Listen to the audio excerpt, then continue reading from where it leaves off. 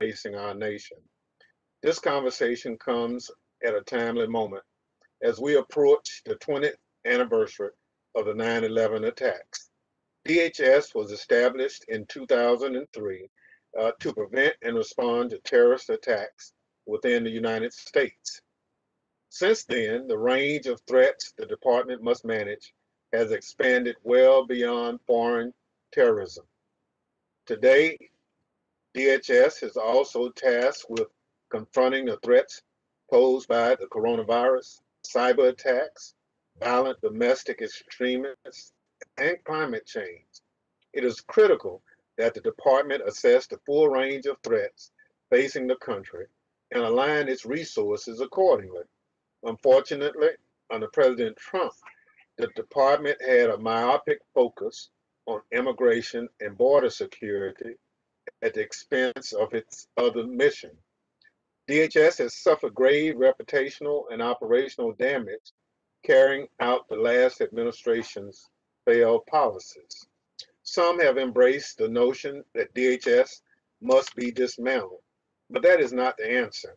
Instead, we must reform DHS to enhance accountability and transparency, earn Americans' trust, and improve workforce morale. Earlier this month, I introduced the DHS Reform Act. The bill seeks to ensure the department has a strong and integrated core to secure the homeland while ensuring accountability, transparency, and protection of Americans' civil rights and civil liberties. This legislation reflects a recommendation made by those who have closely examined the challenges facing DHS, including the Center for New American Society, the Atlantic Council, and the Center for American Progress. All three organizations identified the need for increased oversight of the department's law enforcement operations. For example, my bill addresses that need by creating an associate secretary position to oversee search operations. Additionally, my bill seeks a greater role for both the Office of Privacy and the Office of Civil Rights and Civil Liberties to strengthen constitutional protections in DHS policies, programs, and activities. All three organizations also recognize that improving morale among the DHS workforce must be a top priority. The DHS Reform Act authorizes several programs aimed at identifying and addressing the causes of low employee morale. We have before us today representatives from these organizations. I look forward to discussing in greater detail their recommendations for transforming DHS. As the department looks to refocus its operation to address emerging threats and long-standing challenges, the Committee on Homeland Security stands ready to assist. Unfortunately, the committee lacks jurisdiction to deliver a full DHS authorization bill or to advance legislation that reflects its oversight findings beyond a few narrowly tailored areas. Today, over 90 committees and subcommittees have jurisdiction over parts of DHS, and no single committee is involved in all measures relevant to the department. I'm working to change that as I engage the House leadership and other committees. Fixing jurisdiction over DHS is one of the only recommendations of the 9/11 Commission that has yet to be resolved. This issue has hobbled both the committee and the department for the last 15 years. It is long past time for it to be addressed. For DHS to be successful in carrying out its wide-ranging missions, it needs to have the confidence of the American people and its partners in the Homeland Security enterprise. I look forward to discussing with the witnesses and the members today how we can reform DHS to do just that. With that, I recognize the ranking member, the gentleman from New York, Mr. Katko, for an opening statement. Thank you, Mr. Chairman, and I want to echo your sentiments with respect to jurisdiction. It's long past time to be fixed that, and I thank you for raising that issue. And I also thank you for holding this timely hearing today to discuss reforms for the Department of Homeland Security, and I want to thank our distinguished witnesses for taking time to appear before the committee. Amazingly, we are approaching the 20th anniversary of September 11th. And as we do, this committee and the department stands at a crossroads. At this crossroads, we can either choose to work together and successfully enact meaningful changes that will benefit this country, or we can choose to go about business as usual, leaving American communities vulnerable. Nearly 20 years ago, Congress established Homeland Security by combining 22 separate federal agencies. The intent was to ensure that government would be able to connect the dots of the many threats facing the American people, excuse me, and prevent another 9/11 from happening. To this day, and to its credit, Homeland Security has been successful in preventing many terrorist attacks on our soil, while consistently responding to new and evolving threats to the homeland. Given these successes, I've been astonished to hear from calls from some of my colleagues recently on the other side of the aisle for radical changes and budget cuts that would weaken or even abolish critical Homeland Security missions that protect Americans' lives every day. I cannot express enough how dangerous I believe this rhetoric to be, as it sends all the wrong messages to our adversaries. While there's no doubt the department must continue to evolve and mature, its functions are truly critical to our national security and must be improved, not degraded. After 9/11, Homeland was stood up and in haste to address the fears and threats facing a distressed nation. As a result, it still faces growing pains and often struggles to nimbly respond to challenges. For example, since its inception, the department has struggled to coalesce around a common vision and create a unified culture. Its 22 separate agencies have largely operated independently, keeping their own policies and cultures intact. Homeland Security has also struggled to support centralized support functions for its components, such as acquisitions, IT systems, and financial management, all of which are still on the Government Accountability Office's high-risk list. Though the department has made some progress, there is still more it needs to do. I'm encouraged to hear that Homeland Security's financial systems modernization is back on track and key to ensuring that the homeland can support all the components efficiently and are good stewards of taxpayer dollars. However, Homeland Security is still working to centralize other support functions necessary to put the department in the best position to achieve its many critical missions. Homeland Security has also made progress in anticipating and addressing new and evolving future threats to the homeland, such as those related to cybersecurity.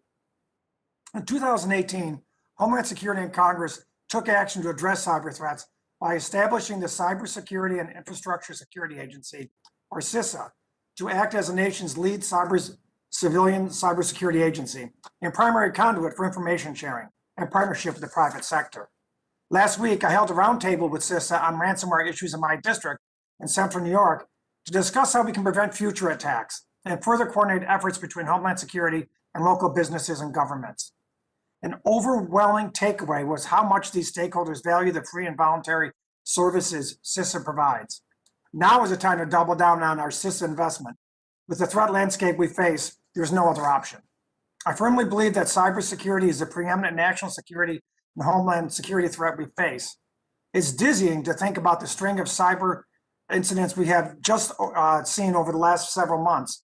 State-backed espionage campaigns on federal networks, devastating ransomware campaigns against pipelines, our food supply, transit systems, and critical IT services. The bad guys are emboldened, and we mustn't continue the full court press to flip the paradigm. Today, Homeland Security continues to make some human capital progress. I applaud the department for hiring nearly 300 cybersecurity professionals as part of its 60-day cyber workforce sprint. Homeland Security also says it has exceeded its initial hiring goal of 200 new cybersecurity personnel by 50% and is calling it the largest cybersecurity hiring initiative in its history.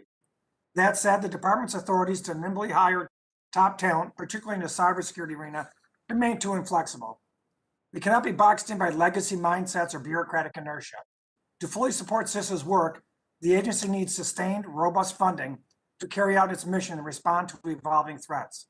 The Secretary has acknowledged that Sysa needs to be the quarterback of the .gov domain, and I fully agree. But Sysa will be hard-pressed to do so without more substantial funding. To that end, I firmly believe that Sysa needs to be a $5 billion agency in the next 5 years.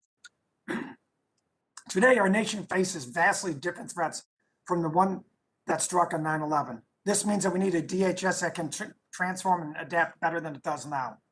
We need a Homeland Security that can identify, mitigate, and even prevent these new threats. Threats are ranged from China's push for global power and influence to global political and economic instability and organized crime.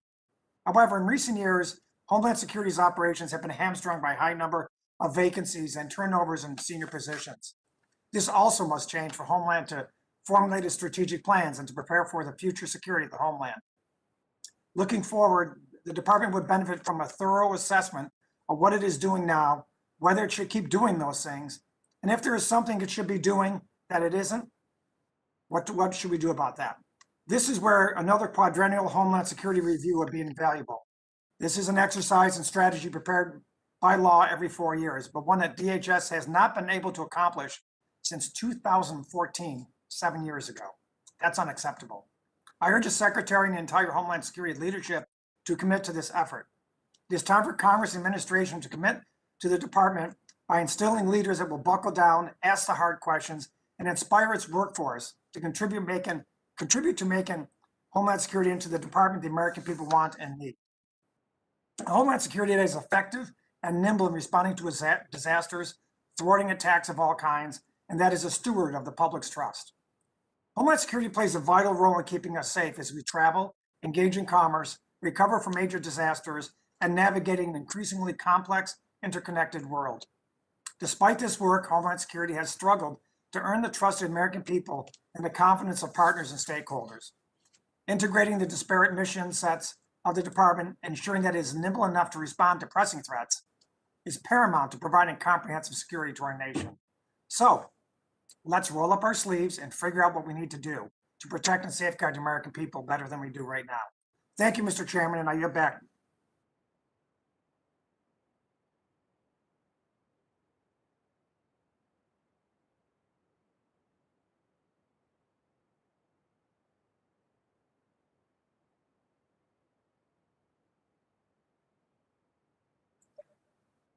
Mr. Chairman, we're unable to hear you.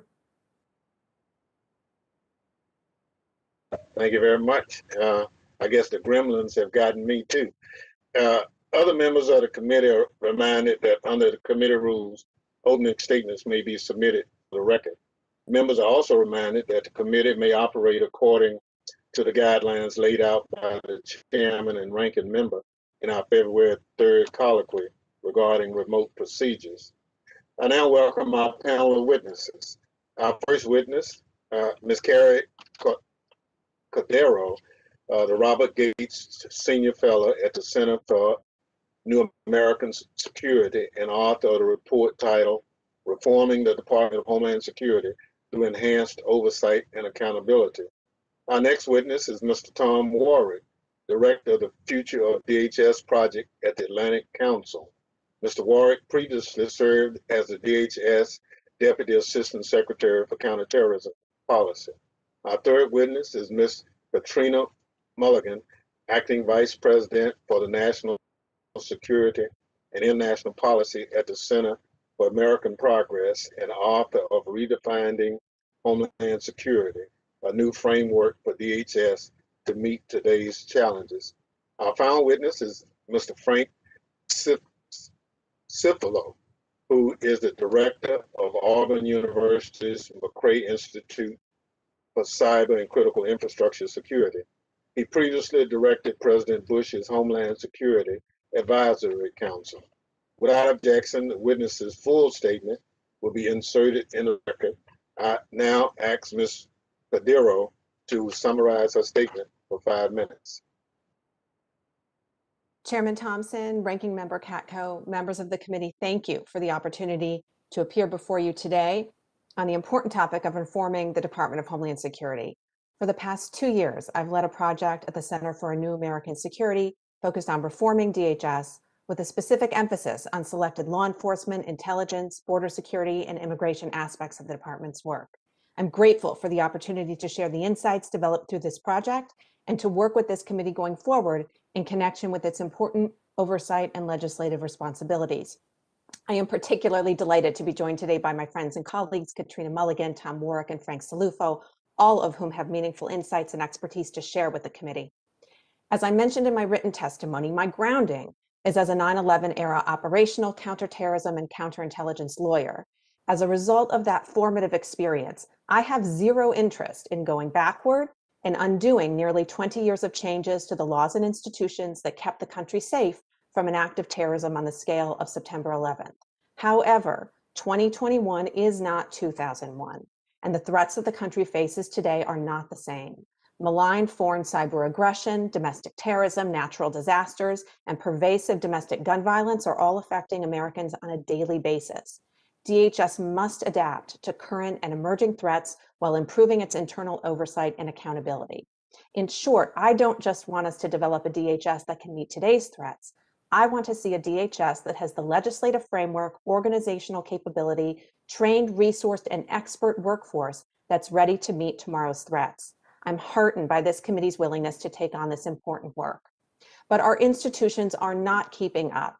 Although there were advance warnings, our nation was unprepared to respond to the global pandemic that has killed over 600,000 Americans. As someone who had a front row view to the prompt, decisive, bipartisan action that Congress and the federal government took to respond to the 9/11 attacks, the insufficiency of the federal government's response as it emerged in early 2020 is impossible to ignore. DHS in particular was created to protect the country from foreign threats, yet it appeared to have played no meaningful role in warning the country or mobilizing its response to the pandemic in the early months of the virus spread across the country. As another example of the insufficiency of our institutions to protect our democracy, it was not foreign terrorists, but domestic terrorists and insurgents who threatened the constitutional order and the personal safety of the members and staff of Congress on January 6th. Although I don't subscribe to the view that January 6th was an intelligence failure, our Homeland Security apparatus could have done more. DHS, through the Secret Service, leads national special security event operations. Had the 6th been designated an NSSE and been subject to its rigorous planning and preparation protocols, the events we witnessed would not have reached the level of severity that they did. The protection of our constitutional system and the effective transfer of power was primarily thanks to the heroic actions of members of the Capitol Police and the District of Columbia's Metropolitan Police Department. We still need to improve the physical security of the Capitol and members of Congress, as well as other public officials like election officials and judges in this environment of political violence. A review of those protective measures and recommendations for improvement will, I hope, be a component of the newly formed Select Committee under the chairman's leadership. Turning to the DHS Reform Act of 2021, my written testimony includes a selected set of recommendations, several which I'm grateful to see reflected in the bill. The DHS Reform Act will pave the way for a better DHS. As you work to move it out of committee, I hope that you will consider some of the additional recommendations in my written testimony and underlying reports. To highlight just a few quickly here, I strongly support the proposal to create an associate secretary to bolster the leadership capacity of the department. That proposal was a key recommendation of my May 2020 report and also by the other independent reviews of my colleagues here today. In addition, I recommend that Congress update the DHS mission at Section 101 of the Homeland Security Act. DHS cannot do its best work if its statutory mandate, organization, and funding is inextricably tied to a threat of a prior era, while other threats present a growing menace. Updating the statutory mission might also improve the persistent morale issues at the department that I know the committee is interested in. Finally, the oversight and accountability for the considerable law enforcement components of DHS need to mature. DHS was not created to serve as a federal police force, a function reserved for the states and localities, nor is it an internal security service or a domestic intelligence service, concepts that were roundly rejected even after the 9/11 attacks. The risks of not reforming the law enforcement functions are substantial, and I outline them further in my written testimony. Thank you very much for the opportunity to participate today. I look forward to your questions and to continuing to work with this committee. Thank you very much. I now ask Mr. Warwick to summarize his statement for 5 minutes. Thank you very much, Mr. Chairman, Ranking Member Katko, and members of the committee. Thank you for the opportunity to testify here today. It's clear that DHS today needs all the good help it can get. It's the third largest cabinet department in the U.S. government. It has more than 200,000 employees, and its missions include some of our country's most important challenges. There are many DHS mission areas that need attention. It has management challenges throughout the department, foremost of which is morale, with 2020 having been a particularly tumultuous year. At the outset, Mr. Chairman, I just say that the Atlantic Council itself does not take positions on legislation. Views expressed are those of individual experts. I do want to thank our senior advisory board of former secretaries and acting secretaries, and the more than 100 experts on Homeland and National Security who contributed to our findings and recommendations, and to technical support from Accenture Federal Services and SAIC on how to support the DHS workforce and understand DHS's unique organizational challenges. But the responsibility for the conclusions are mine. So it's on that basis, Mr. Chairman, that I want to offer my endorsement of HR 4357, the DHS Reform Act of 2021, which embodies some of the best thinking about how DHS needs to be reformed. I also urge the members of this committee to continue your efforts to make the department more effective in protecting the American people from non-military threats. Mr. Chairman, any comprehensive assessment of DHS starts with the need to refocus its mission. On this point, all of the reports that you've been reading agree. Our report said that the most urgent threat when we released it in September of 2020 was the COVID-19 pandemic, and the greatest long-term threat to lives and infrastructure comes from climate change, and that DHS should prioritize its work in these areas. I'm obviously very pleased to see that the Biden administration has taken up both of these challenges with the priority that it deserves. But the one other important point I need to make is that our report calls for DHS to take on the overall mission of defending the United States and the American people from non-military threats. DHS's missions currently include protecting American democracy from cyber attacks, protecting critical infrastructure, election security, countering foreign nation-state misuse of our social media platforms, all of which I group together under the umbrella of protecting American democracy. It's true that DHS needs to maintain its level of resources and efforts on all of its other missions. One of the hallmarks is the department, as you said, Mr. Chairman, is it keeps adding missions, but none of its current missions goes away. And just as the United States is fortunate to have a Department of Defense and men and women in uniform who lead the nation's defense against military threats, DoD is not the right place to lead the defense of the nation against non-kinetic threats. So if DoD's bumper sticker version of its mission is "We fight and win America's wars," DHS needs to think of its mission as "We lead the defense of the nation against non-military threats." This is what DHS needs to move towards. DHS also needs to think of communications as a core mission and win the trust of the American people by how it takes on what it does. It also needs to modernize its approach to public-private partnerships, because that is the way DHS contributes to tackling the dangers from climate change. DHS morale is another important challenge. Let me ask the clerk to put up slide number 2 for the committee to take a look at.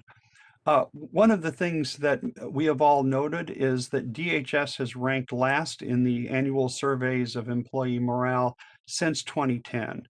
The data from the September-October 2020 shows DHS is still last among large cabinet departments and agencies in the federal government. But our analysis has showed that morale at DHS is not a hopeless task, far from it. DHS has had numerous success stories. Frank Taylor at the Office of Intelligence and Analysis between 2014 and 2017. Sarah Saldana at Immigration and Customs Enforcement. Tex Ailes and John Kelly at the U.S. Secret Service between 2017 and 2019. If I could ask the clerk to show slide 3. Thanks. Unfortunately, in 2020, morale at one of DHS's 2 longtime success stories, U.S. Citizenship and Immigration Services, fell off a cliff. USCIS fell from 90th of 420 sub-agencies to 339th out of 411. The reasons for this drop deserve a hearing of their own. DHS had other success stories. The components that were most associated with the response to the COVID-19 pandemic and to protecting our 2020 election showed their morale improve because, I believe, of a combination of good leadership and commitment to the importance of their missions. There are a number of other reforms that need to be made that will obviously enhance morale.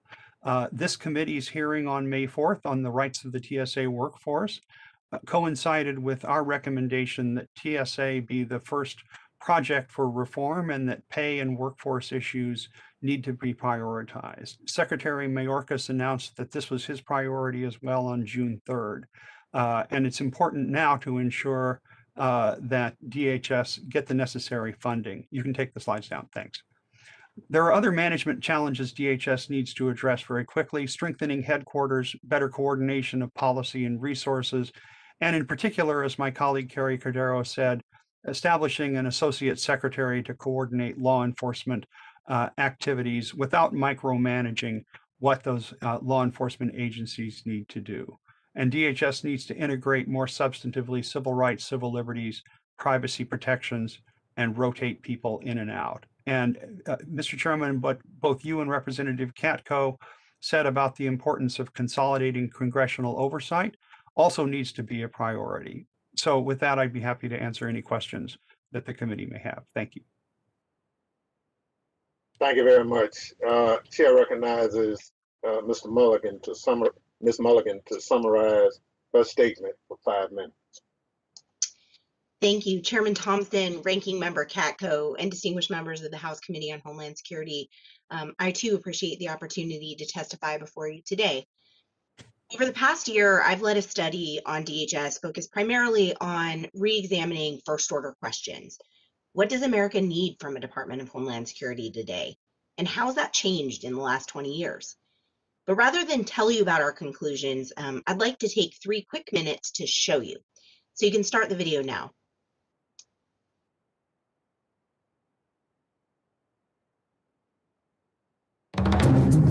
Almost immediately after the September 11 terrorist attacks, the Bush administration started creating the Department of Homeland Security. Dozens of agencies charged with Homeland Security will now be located within one cabinet department with the mandate and legal authority to protect our people. From the start, DHS was focused on terrorism and immigration enforcement, adopting a never-again attitude toward another 9/11 style attack, which often has come at the expense of the department's attention and focus on its other missions. Threats to the U.S. have evolved, but the department's missions are frozen in time. Nearly 20 years after 9/11, it is time to re-examine whether the department is fulfilling the needs of Americans today and how we can recalibrate its missions to best serve the nation going forward. The largest threats to American safety and prosperity come from within, as well as beyond our borders. Cyber attack against the U.S. Arctic temperatures and rolling blackouts. Sea levels are rising more rapidly. Frightening milestone, the largest wildfire in state history. Hundreds of white nationalists from across the country. Where is the PPE? Where are the ventilators? 600,000 deaths. We need help.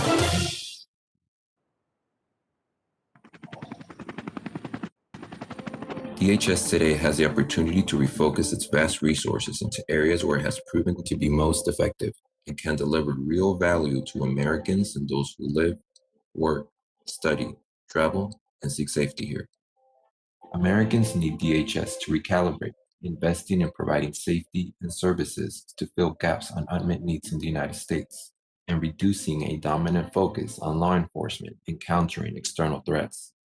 FEMA opens new vaccination centers across the country. The TSA screening a record number of passengers. Coast Guard rescuing 3 people who were stranded for 5 weeks. DHS must seize the opportunity to reimagine what it means to keep America secure and rebalance its priorities accordingly. This new DHS vision would clearly articulate a role for the department in connecting, communicating, facilitating, welcoming, and helping, in addition to protecting, securing, preventing, and enforcing. After nearly 20 years, recalibrating a threat-oriented model toward a safety and services model would better serve all across the United States. The Department of Homeland Security has a noble mission to help keep us safe and to advance our proud history as a country of welcome. DHS has an important role to play in addressing the needs, challenges, and opportunities facing the nation. The Biden-Harris administration and this Congress can work together to transform the department to provide more value to Americans and those who visit or seek safety or opportunity here.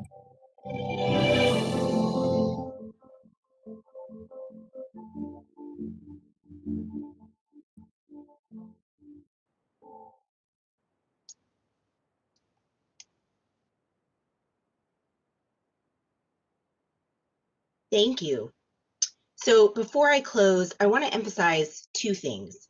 First, DHS has the potential to meet today's moment.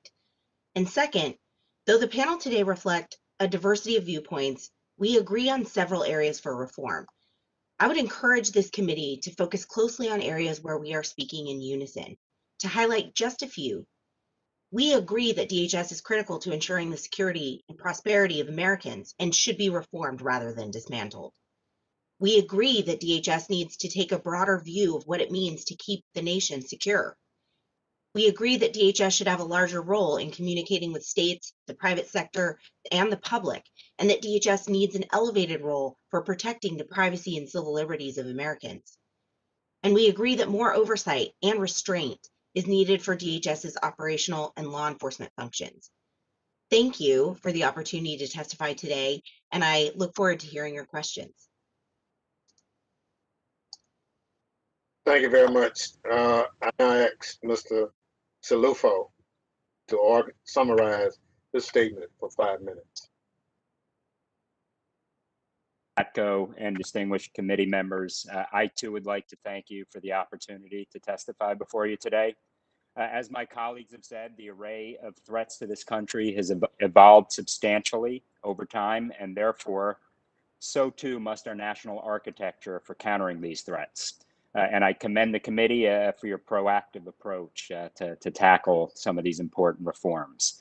Allow me to begin with a little bit of history and context. Unfortunately, nothing as fancy as my colleagues before me with cool videos and the like, but DHS was established, I think, as we've all now made clear, directly in response to the horrific terrorist attacks of 9/11. We went through at that time the largest reorganization of the federal government since the National Security Act of 1947. And preparing for and responding to terrorism was the driving force behind the department. At the same time, however, DHS had and continues to have a wide set of important missions. The most prevalent and most pressing threat today is cyber. The system is blinking red, and this is the area where we must work the hardest and double down our efforts, not at the expense of other missions and threats, but in addition to them. Consider the events of the past 6 months alone, in which we have seen a rash of incidents from SolarWinds and the Microsoft Exchange hacks targeting the IT supply chain, to the Kaseya ransomware incident only a few days ago, and a spate of other significant ransomware attacks that preceded it, including US pipelines and the food supply. Ransomware attacks are hitting epidemic proportions, targeting entities from schools to businesses. No one and nothing is off limits. I was pleased to see this morning the government's new ransomware campaign, since it's really important for the government to speak with one voice and bring everything together. DHS must be well structured and well funded to meet the cyber mission. Continuity of leadership is a vital first step. Meaningful maturation of the department requires the posts in the senior echelons be filled. I think Jen Easterly's confirmation earlier this week was an important first step.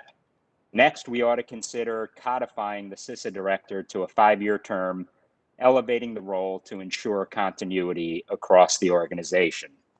Fortunately, Congress and DHS have undertaken some significant actions in response to the increase of cyber attacks.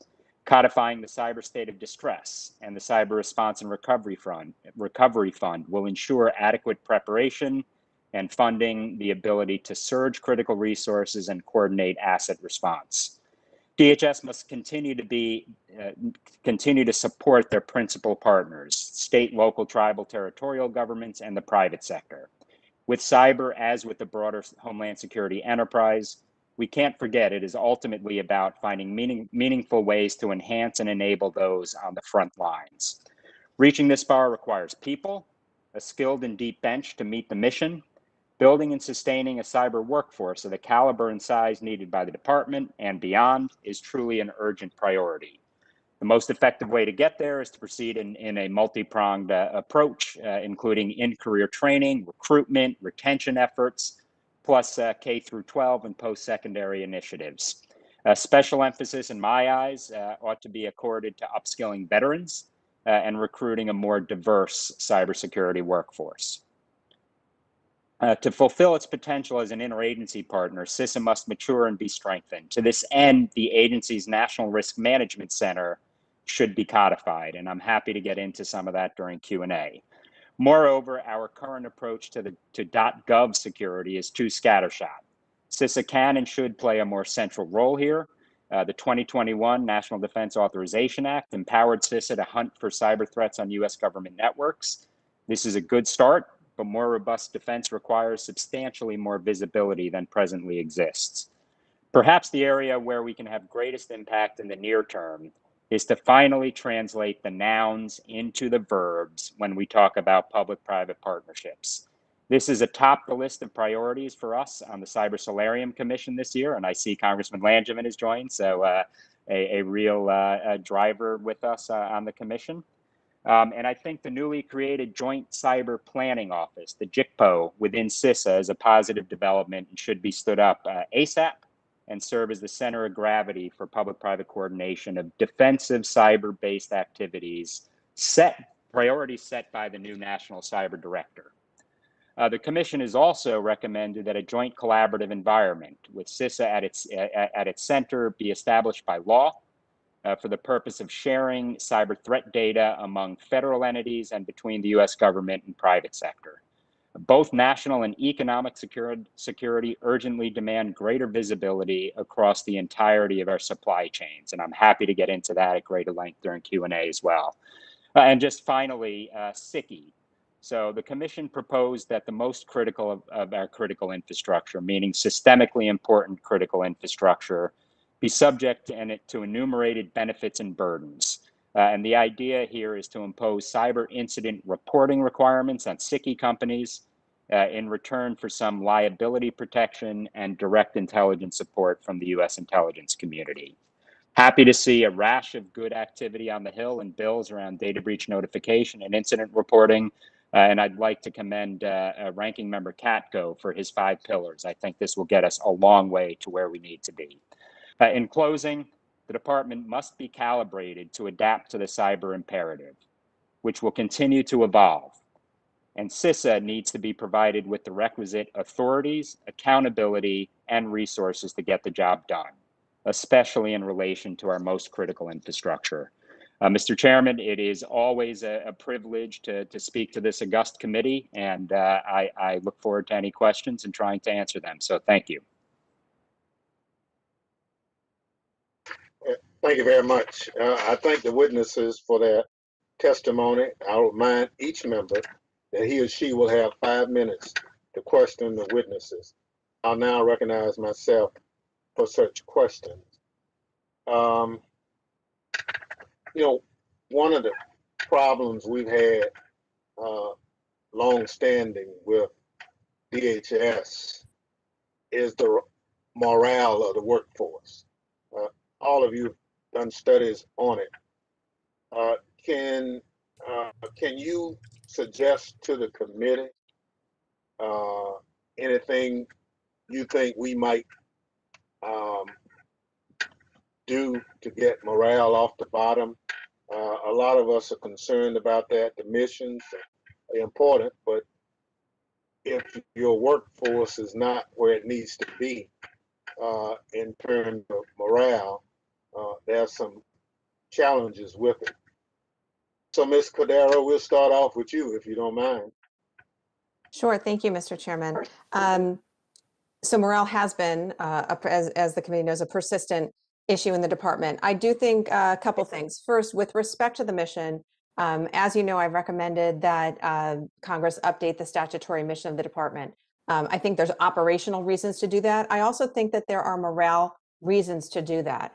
Right now, 4 out of the 7 main Section 101 Homeland Security Act core mission sets of the department pertain to terrorism. And yet we know that that is out of sync with the day-to-day activities of what many of the workforce engaged in. I do think that if the mission of the department, as it's laid out in law, as it's mandated by Congress, if employees could see their daily work reflected in that mission, that would be a helpful thing. I also think that one of the issues with the department, I think as all of us recognize, is that the independent agencies within the department operate very autonomously with less oversight structure and less common culture. And there have been, in the roundtables that I've conducted of experts, there have been various former officials, all who have said that different secretaries tried to do a unity of culture, and then with the next secretary, that effort sort of falled off. And so it's never been able to grow throughout the course of the department. I think a joint duty program would be useful in that respect, so that we could have individuals, as they are rising in their career, rotate amongst the different components. They would get a better understanding of their colleagues, of the other mission sets of the department. And what we would do is we would start to create a core of future leaders who have a better appreciation for their colleagues' missions, operations throughout the rest of the department. Thank you very much. Mr. Warwick? Yes, Mr. Chairman. We took a look at a number of the specific components that had the greatest morale problems and had in mind some of the successes that other components have had, because there really are lessons that can be applied in places in the department.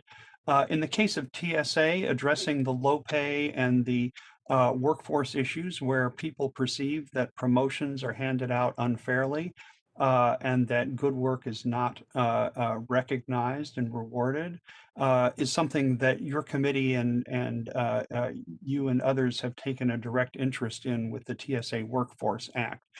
So pushing that through, I think, will be one of the most important steps that this committee could take to help. And obviously, I welcome Secretary Mayorkas's efforts. We just have to make sure he gets the resources he needs to implement that. The problems at Customs and Border Protection, CBP, are going to be a bit more difficult. Chief Magnus, if confirmed by the Senate, is going to have to take a number of steps to deal with the legacy of an era in which CBP hired a great many people, but the perception is that not all of them are up to the level of professionalism that the department really needs to have. And some of the things that Carrie Cordero has identified in terms of professionalization, I hope, if done right, will increase the pride that CBP officers feel about a better mission. We need to do something that USCIS. Thank you very much. I'm gonna have to try to get to Ms. Mulligan and Mr. Salifo before my time runs out. Ms. Mulligan? So quite quickly, I agree that updating the mission and instituting a joint duty type program are excellent suggestions. I think the one thing that I would focus on and emphasize is the politicization of the department is also a driver here. And one of the ways the committee can help address that is by ensuring that there are more career civil servants in leadership positions across the department, because that is what helps, sort of create a buffer and help reduce the sort of sharp political shifts between administrations that end up impacting day to day what you think your mission is and how well you think you are serving that mission. Thank you very much. Mr. Salufo?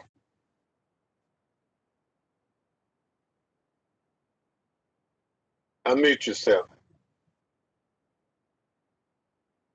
Sorry, Mr. Chairman. I hope I was saying I will be brief, which is very rare for me since I've never had an unspoken thought. But bottom line is I really thought that Carrie hit that question out of the park. Agree with everything she said there. The one thing I would add is the mission, by definition, if something bad happens, that's how people are sometimes defining success. So if we can find ways to flip that equation, I think that is critical.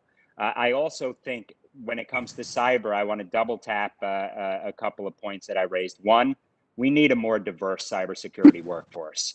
We need more women, more people of color. We need to bring in, the numbers are just staggeringly low. And I think there are ways that can change in terms of morale. And so bottom line is I know you're running out of time. I just wanted to add that one point on cybersecurity. So thank you, Mr. Chairman. Thank you very much. Chair recognizes the ranking member. Thank you, Mr. Chairman, and thank you all for testifying today. I really want to credit what Ms. Cordero said and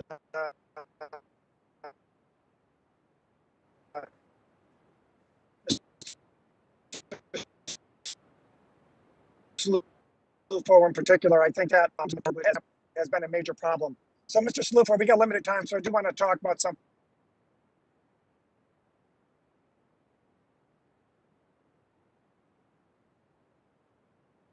Ranking member, I think we're having some problems.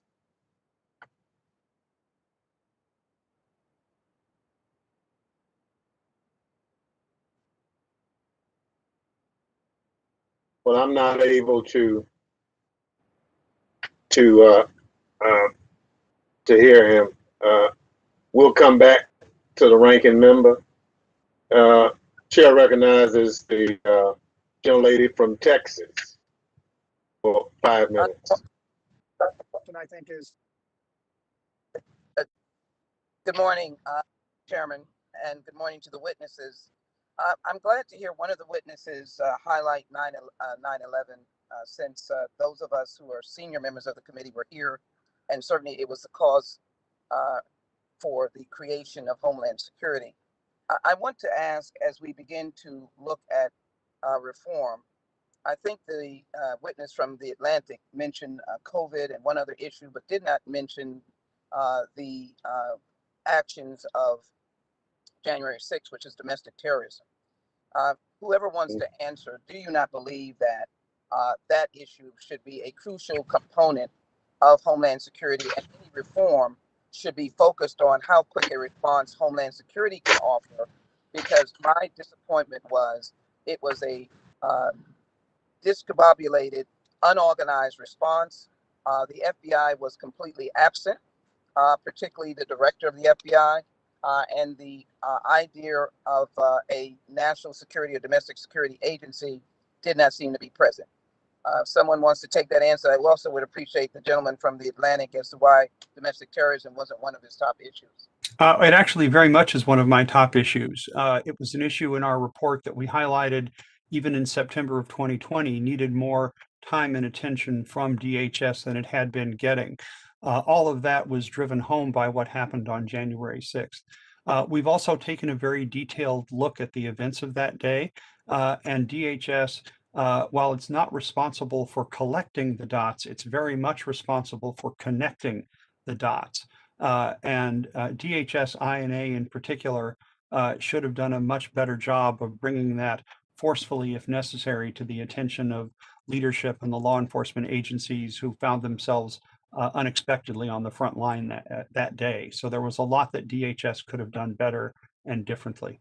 Cordero, thank you. My time is very short. You have offered some reforms. Do you have any reform that would relate to a quicker response and a greater presence of DHS on a day like January 6th, which we hope never in our life to see again in America? Ms. Cordero? Thank you, Congresswoman. I think the DHS could have had two important roles in mitigating the day of January 6th. The first is as a warning role. So this pertains to the role of intelligence and analysis. We actually at the center have a new report out that's specifically on proposals for Congress to think about to reform the Department of Intelligence and Analysis in the department so that that office functions better. Right now, it's neither living up to its expectations, nor is it doing the job that folks expect it to do. In addition, there is a physical security component. I assess that had January 6th been designated a national special security event with the Secret Service as lead under the leadership of the department, that the physical security itself would have been much improved on January 6th. My time is up. Are you suggesting that should have been done ahead of time? Is that my understanding? Yes, Congresswoman. Thank you so very much. I'm sorry for the time shortage. As it relates to the pandemic, there was multiple confusion, layers of confusion. Doctors, first responders using plastic bags, to cover themselves. When FEMA became involved, a singular agency, things began to turn the corner. Do we have any thoughts about the reinforcing of FEMA, strengthening of FEMA, giving FEMA's administrator cabinet status, and as well, the problems we have with the Stafford Act, where FEMA cannot work directly with local communities? Did someone take that point up, please? Sure, I'll go ahead and try. I think you're absolutely right that the role that FEMA has been playing and is likely to play in the future is going to be bigger and more central than the role that it's played in the past. One of the things that I think is actually a success story of the existing DHS is how far FEMA has come in terms of developing systems and processes. What I envision long term is a FEMA that functions almost like a federal quarterback to augment lead departments and agencies and to build kind of institutional capacity that it can be used so that we aren't constantly relying on our military to aid in non-military and non-defense related emergency response. And if we can build more of that capacity within FEMA, I think it will be to the good. In terms of whether FEMA needs to be a cabinet level agency itself, I actually think a strengthened DHS central headquarters component could be effective without a cabinet level role. But I 100% agree that FEMA's role needs to be larger in a reimagined DHS. Just last, let me take a response regarding the diverse workforce. We know that TSA and TSO officers may be diverse, but across the board, how valuable is it that we have a more diverse workforce with women and minorities? If just someone can give a quick answer, Mr. Chairman, I'll be able to yield back. Anyone wishes to take up that importance of diversity? I know one point was made about cyber, but across the board, we found that to be very challenging. And you're absolutely right. This is one of the things that DHS has struggled in some areas to try to achieve. And it does need to be the priority that I think Secretary Mayorkas and his team are now giving it to increase diversity in a number of very important areas. I think my young lady's time has expired. Chair recognizes the ranking member. Thank you, Mr. Chairman. I apologize for the technical difficulties here, and thank you for accommodating me. And thank you all for your testimony today. Ms. Cordero, I appreciate your comments very much on the morale issue, and I thank Mr. Salufo for his comments on the need for diversity within Sysa and really the department as a whole. So I do want to focus my precious time here on Sysa. A few years ago, we would have never been able to anticipate how important Sysa is going to be going forward. And since my time as ranking member, I've really felt like we need to boost up Sysa's budgetary budget so they can be the things that we need them to be. So I've often said that we need it to be a $5 billion agency within the next 5 years. Mr. Salufo, if Congress were able to make such an investment, what could we expect from Sysa in return?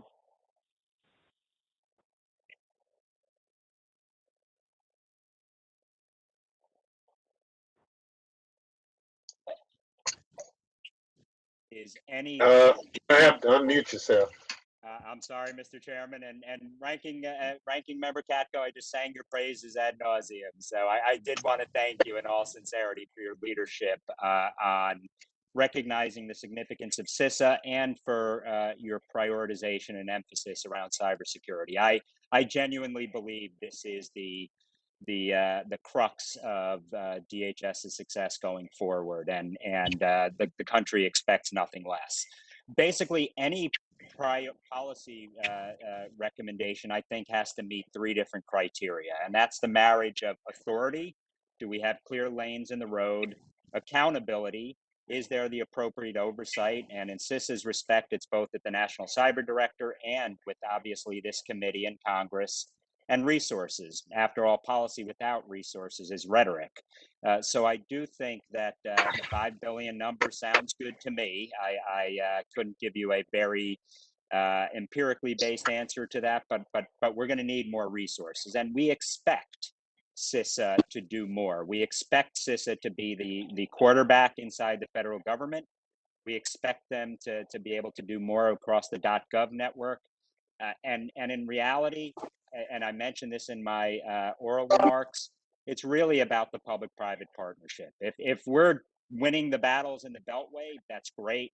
But at the end of the day, it's about enabling and empowering those on our cyber first defenders. And this is where I hope we see the most impact. And I hope Congress would hold Sysa to account to achieve some of these objectives. Yeah, I agree with you very much about the public-private partnership and in general, and the need to exchange the information regarding malicious attacks in particular. And I'll get back to time permits, but I want to ask you one other thing. That is about the Homeland Security Advisory Council. You served on it for many years under both Democrats and Republicans before the current secretary disbanded it. Why do you believe it's important to have a Homeland Security Advisory Council made up of bipartisan security experts to advise the Secretary on Homeland Security?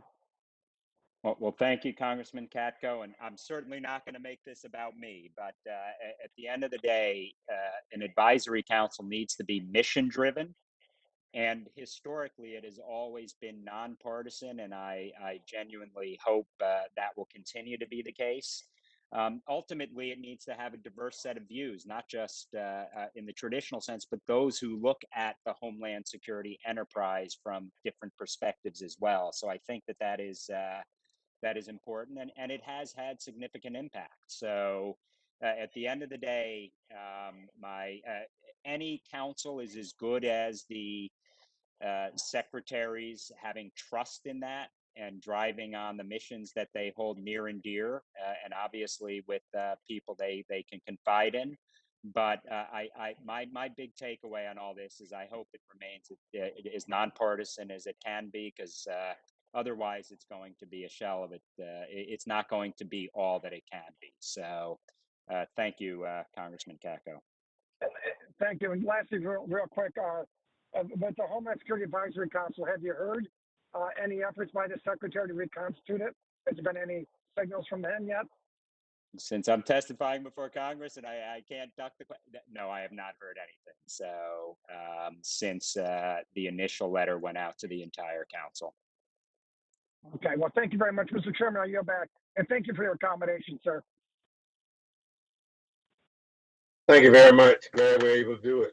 Chair recognizes the gentleman from Rhode Island for 5 minutes, Mr. Langevin.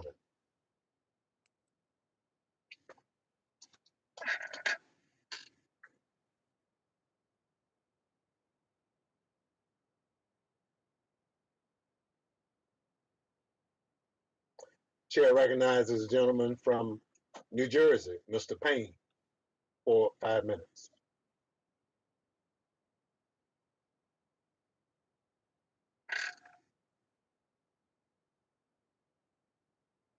Unmute yourself, Mr. Payne.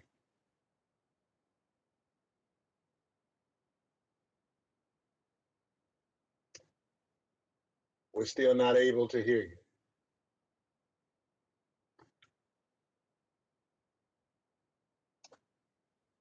Well, Mr. Langevin, Sir, see you're back.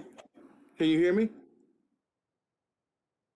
Well, we're going to go to Mr. Langevin. Mr. We're going Chairman. to Mr. Langevin. Okay, Mr. Do you want? Yeah. Mr. Chairman, do you want me to defer to Mr. We'll be back. Whatever you prefer. We'll be back to Mr. Payne shortly. Mr. Langevin. Very good. Thank you, Mr. Chairman. I want to thank our witnesses for the testimony today. Let me start out with Mr. Salufo, if I could. First of all, Frank, it's great to see you again and appreciate your service on the Cyberspace Solarium Commission. I'm proud to have served with you and continue to serve with you as a commissioner there. But unsurprisingly, I agree wholeheartedly with your focus on cybersecurity as the key emerging threat facing the country. Yesterday, the White House announced it had formed a ransomware task force to address that scourge, which I think is important. But can you expound on the role Sysa and DHS more broadly should play in protecting the nation from ransomware, particularly in the context of our Solarium Commission recommendations?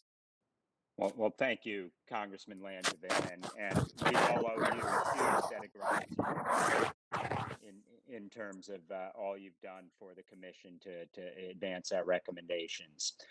Bottom line here is there were, in addition to Sysa's critical role, one of the primary recommendations we put forward and the NDAA translated into law and is now has its first national cyber director is the Office of the National Cyber Director, which I think serves as sort of the head coach to be able to finally get everyone talking on the same sheet of music off of the same playbooks where offensive, defensive coordinators can work together and we can have full visibility.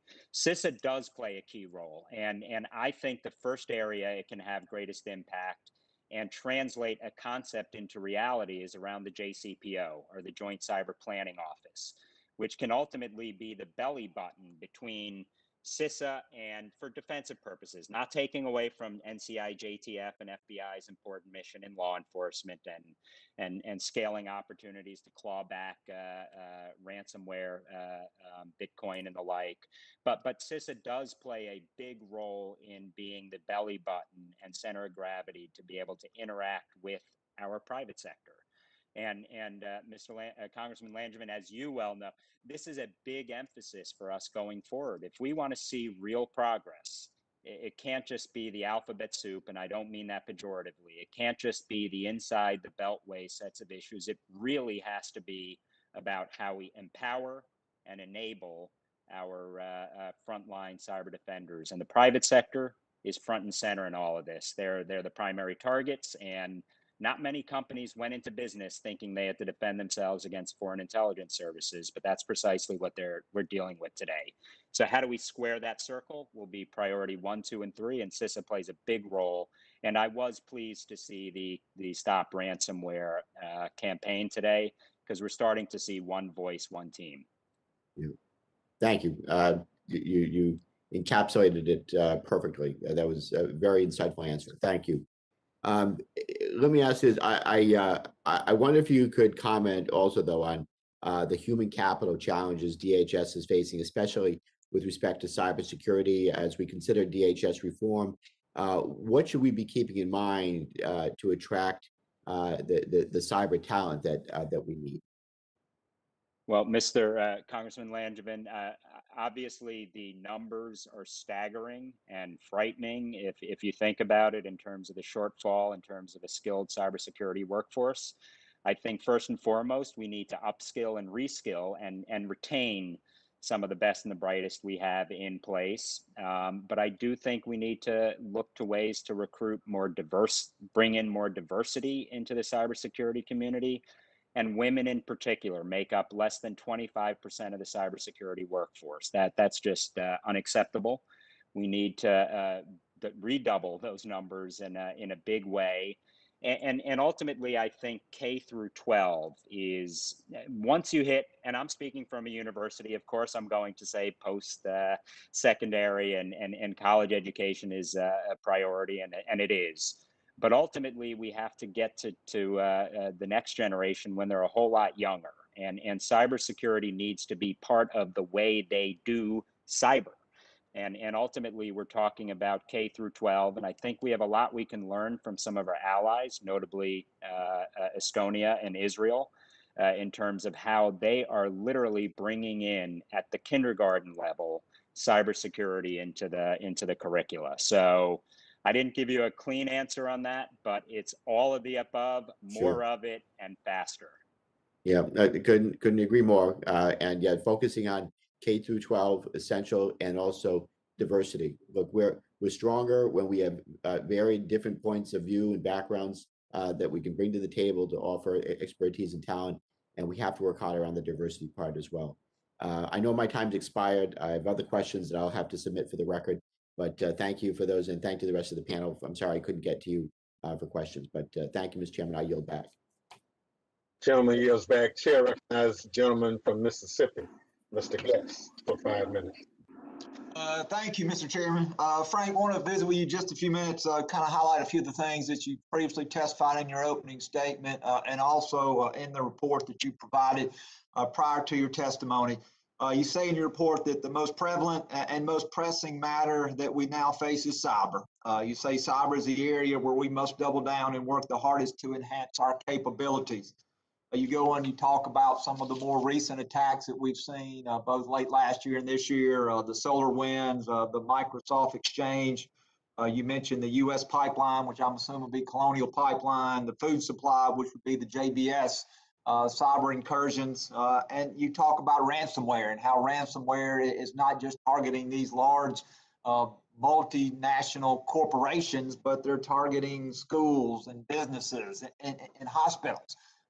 And then as you go on later into your report, you talk a little bit about the deterrence factor. And you say actually, while resilience supports deterrence, it must not eliminate the need for a broader U.S. strategy to deter our adversaries by imposing real costs and consequences upon them. You go on specifically to mention China and Russia, where many of these cyber attacks are occurring, and that for far too long, they've been allowed to engage in cyber behavior that has damaged the United States and that damaged both our national security and our economic security. And so I would like, if you could take a few moments to talk about this broader U.S. strategy of deterrence. It seems like we're constantly playing defense and we're not playing offense, that we're allowing these cyber attacks to occur in China and Russia and other nations abroad. But it seems that we are doing very little to engage many of those individuals. And I know that we're talking about sometimes law enforcement challenges, being unable to make arrests in foreign countries, but for countries that shield cyber attackers, what more can we do? What should that broader U.S. policy of deterrence be?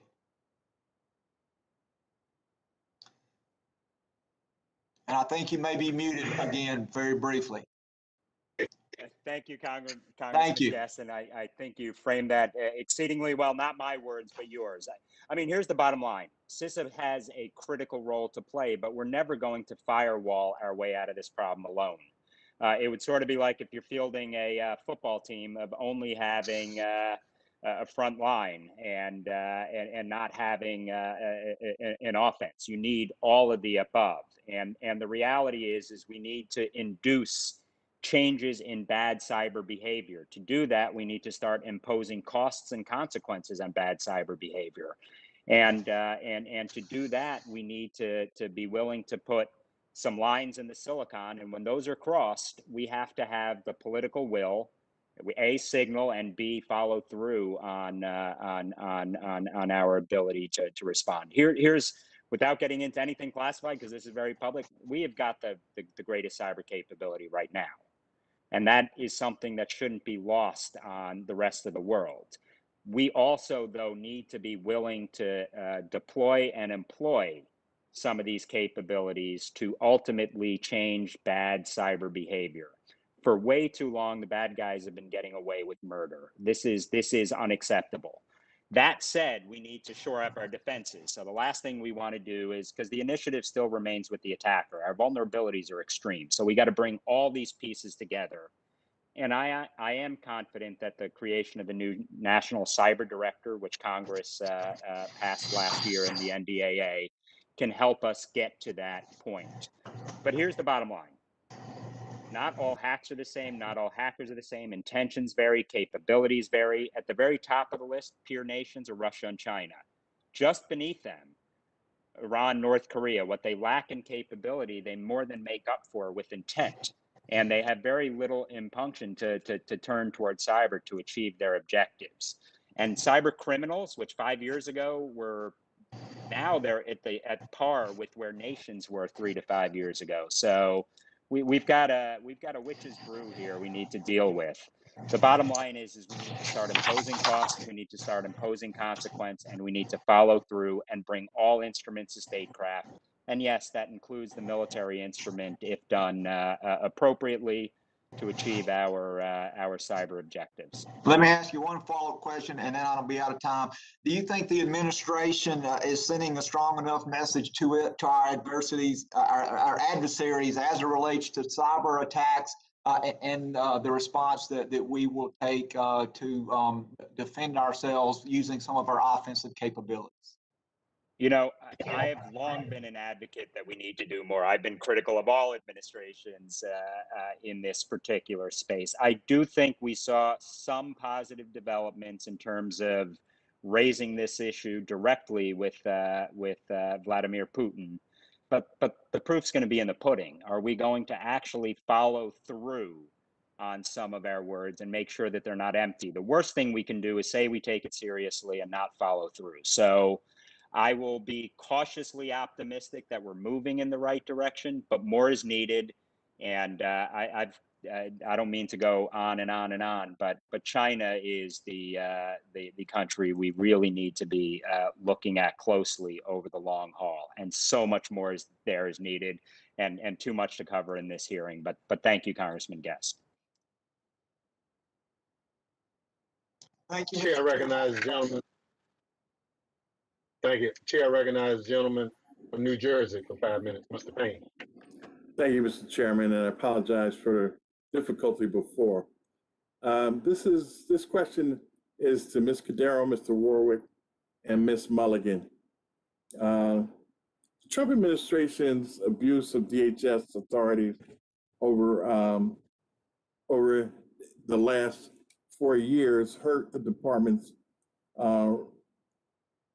reputation and decimated actually the public trust in DHS actions. As a government agency that depends on regular interactions with state and local communities, DHS is uniquely reliant on its relationships with the public.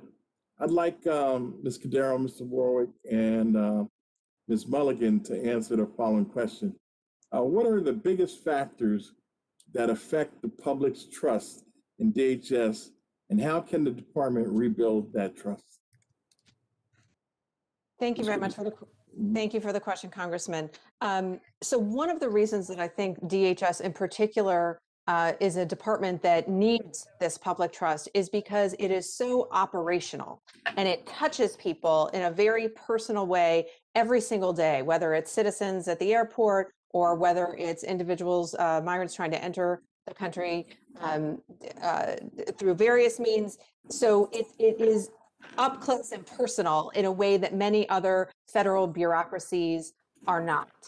It also has an extraordinarily heavy law enforcement component that has grown over time and has been become a very robust part of its operations. Therefore, it's essential because of these factors that it be a department that operate according to the Constitution, laws, rules, procedures, and that the public have a good understanding of what those rules are. So one of the set of recommendations that I have put forth in several of the reports that I've written have been focused on redeveloping and modernizing the operational guidelines that the law enforcement components of the department work through, increasing the transparency. So once we have rules and updated rules about how DHS officers and employees are interacting with the public, put those rules out there so that people can see them, they can understand them. Right now, sorry, I'll pause there. Thank you. Thank you. Mr. Warwick? So I agree with everything Carrie just said. I won't re-summarize it. DHS has extraordinary authorities. And also in areas like cybersecurity, everything we see, it makes it clear that there has to be even greater trust between DHS and the American people. So our recommendation is that DHS needs to look at everything it does through the lens of, is this going to enhance public trust? That may not make everyone happy, but it's going to be necessary because trust needs to be one of the greatest assets that DHS has going forward. Thank you. Ms. Mulligan? So I think that the reason that we're all circling around the issue of DHS's law enforcement role is because that really is the central place where the trust issues reside. In my view, and as we've concluded in our report, it's one of the reasons why we really ought to reconsider whether exclusively investigative law enforcement functions belong at a reimagined DHS. There will always be some role for law enforcement within the department because it will continue to need to protect, secure, defend, and enforce the question really for this committee, I think, is, are those the primary ways that the department adds value to the American people, or is there an expanded role for its the ways that it connects, communicates, facilitates, helps, and welcomes people to this country?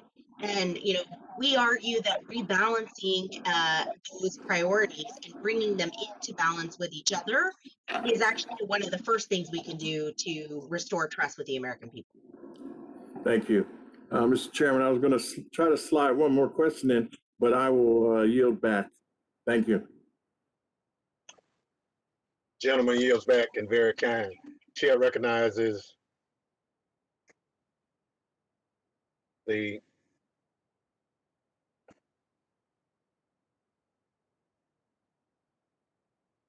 gentleman from North Carolina, Mr. Bishop, for 5 minutes. Ms. Cordero, I think it's a fair summary to say you and Ms. Mulligan have sort of been on the same page, at least two of you, maybe also Mr. Warwick, on de-emphasizing the law enforcement functions of DHS are a priority, and you mentioned, I think, terrorism and also immigration enforcement. I have I think the clerk has a chart that I've used a couple of times before. Let me see if the clerk has that and can put it up real quickly.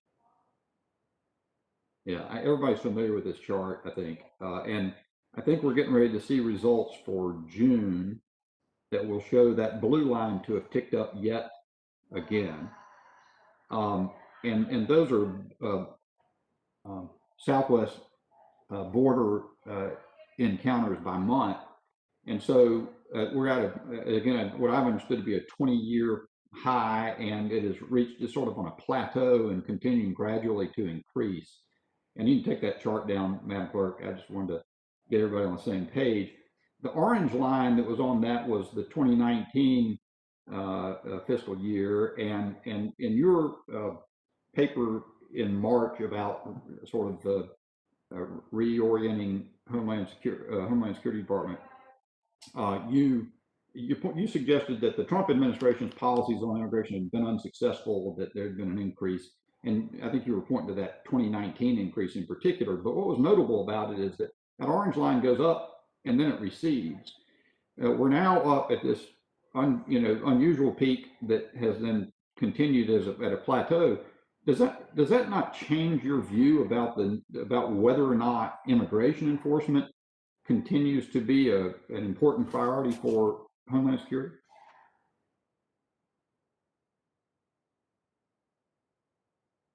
Congressman, I'm not sure if you were directing that at me or at Ms. Mulligan, but let me start off, and then she may have more to add as well. So perhaps it would be helpful. Let me explain a little bit what I mean when I'm describing drawing down a little bit in terms of the law enforcement capacity of the department. I understand the concerns about border security, and obviously there is a continued challenge at the border with respect to immigration enforcement. So I have not suggested that we draw down on Border Patrol or the manpower or resourcing for that at all. What I'm suggesting is that we make sure, number one, that the law enforcement components of the department do what their mission is. So for example, when it comes to Border Patrol, I want to see Border Patrol agents working on border issues, not being deployed into the interior of the country to do things that are unrelated to Border Patrol. A second piece that we focused on, that I focused on in my writing, has been on the investigative law enforcement capacity of the department. So this is what we call 8 Homeland Security investigations, which is a component of ICE. That's an area where I do wonder whether there are some duplicative actions between and duplicative activities between that investigative function and perhaps some other law enforcement components of the federal government, where I think it would be useful to refocus those efforts. Thank you. And let me interject and sort of reiterate. What is the most important and imperative action at this point in time by Homeland Security that would precipitate an attenuation in that high and plateaued line of enforcement encounters at the southwestern border? What does the Homeland Security need to do to attenuate that flow, much as the Trump administration, or was accomplished in the Trump administration by seeing the thing decline rapidly from a peak? So Congressman, I appreciate the question. I don't think there's a magic bullet for solving the challenges of the border. I think when we talk about the border issues, what we're really talking about is a wide range of policy issues. We're talking about the foreign policy as it relates to Let Northern me Triangle. interject, and I'm sort of just seeing if anybody's got a magic bullet. Let me see if anybody who's the witness would want to jump in and say, I'm not, it has to be a magic bullet, but something that could precipitously reduce that rate. Representative Bishop, we need to design an immigration system that processes people fairly, justly, and very quickly. If you tried to run the Supreme Court the way we run traffic court, there'd be chaos. The So opposite is true. Through faster, Mr. Warwick, that's what you're saying is the answer. But justly and in accordance with the law, yes, but the entire Anything system. to attenuate the flow?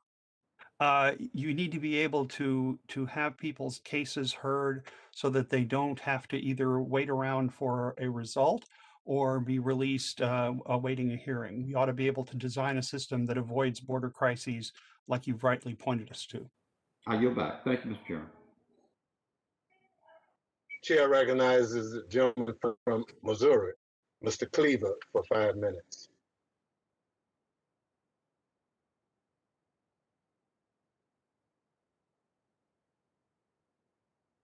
Chair recognizes the gentlelady from New York, Ms. Clark, for 5 minutes.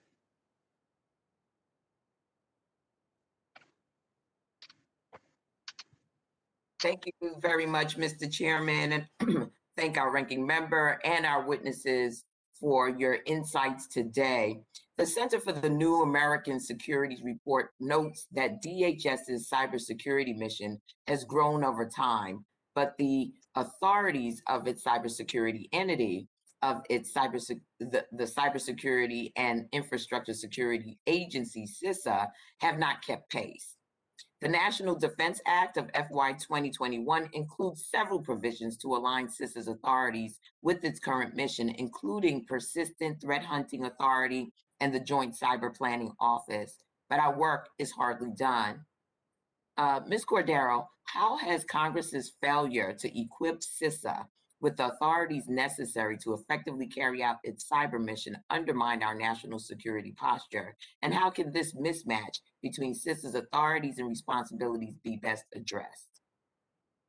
Thank you for the question, Congresswoman. And I do recognize that this committee and Congress does have a renewed attention on Sysa and is considering proposals to be able to strengthen it. And so I appreciate this committee's work on that. Here's what I think when I think about what would be a robust Sysa that we want to have. It would be a Sysa that has the capability, resources, expertise to warn, both with respect to the .gov and to private and public private sector partners and other public sector partners.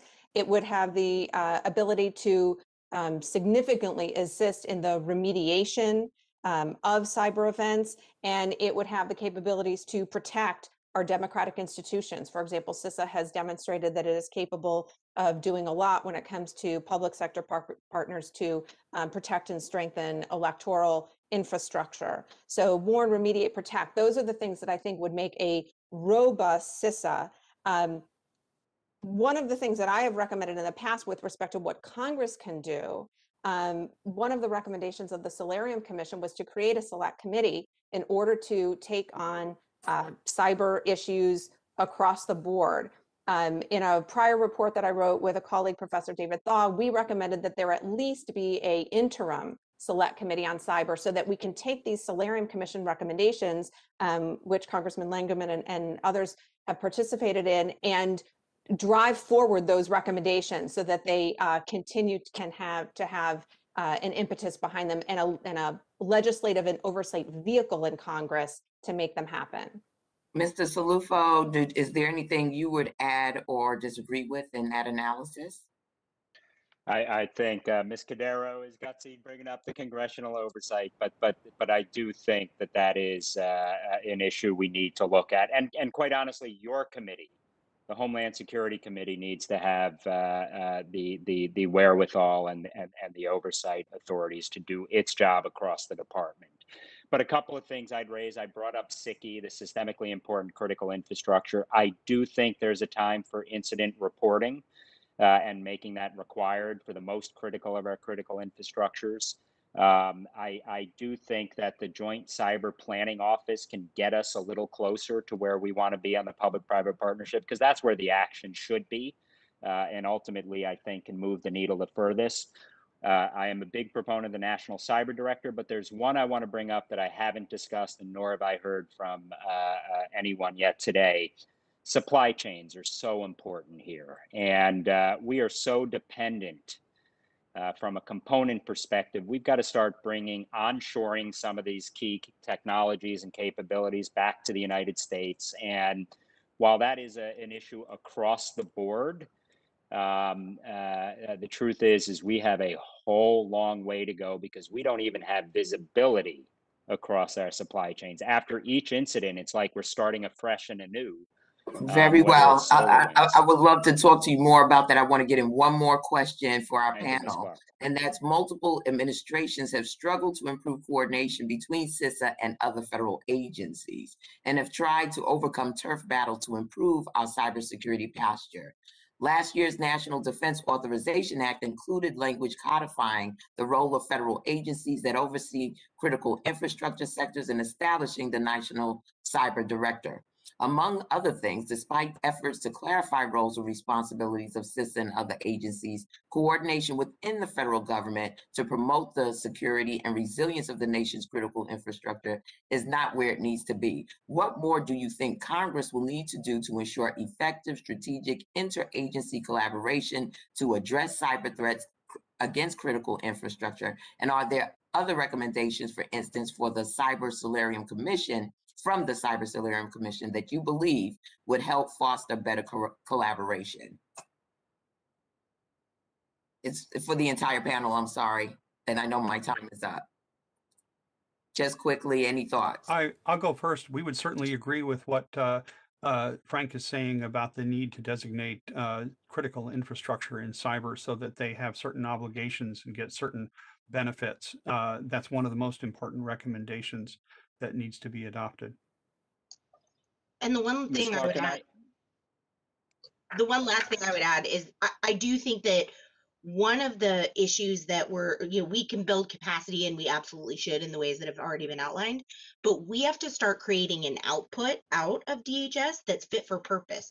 In other words, DHS is going to need to do a better job, continue improving its ability to understand what the critical infrastructure providers that are outside of government actually need to be informed about, and how to inform them in a timely way and with the level of specificity that they can actually act upon.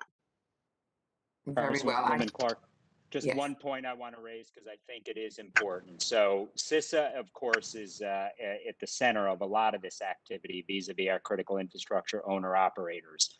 But it's also the sector risk management agencies. So what we used to call the SSAs, the sector-specific agencies that are working. So DOE, for example, plays an important role with grid security and needs to continue to do that. And Sysa can help enable that.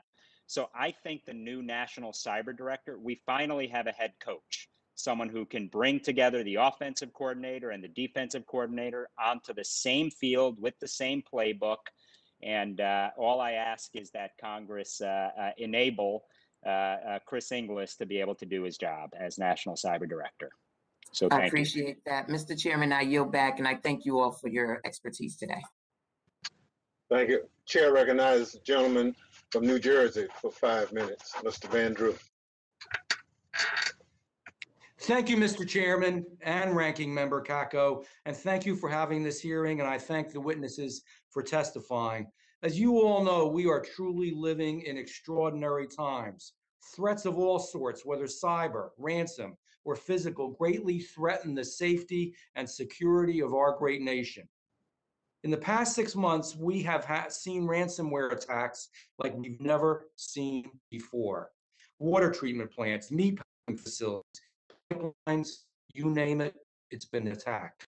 Russia, China, Iran, and other dangerous adversaries are working to undermine our critical infrastructure, which is why it is important now more than ever for Congress to work with stakeholders to produce effective solutions.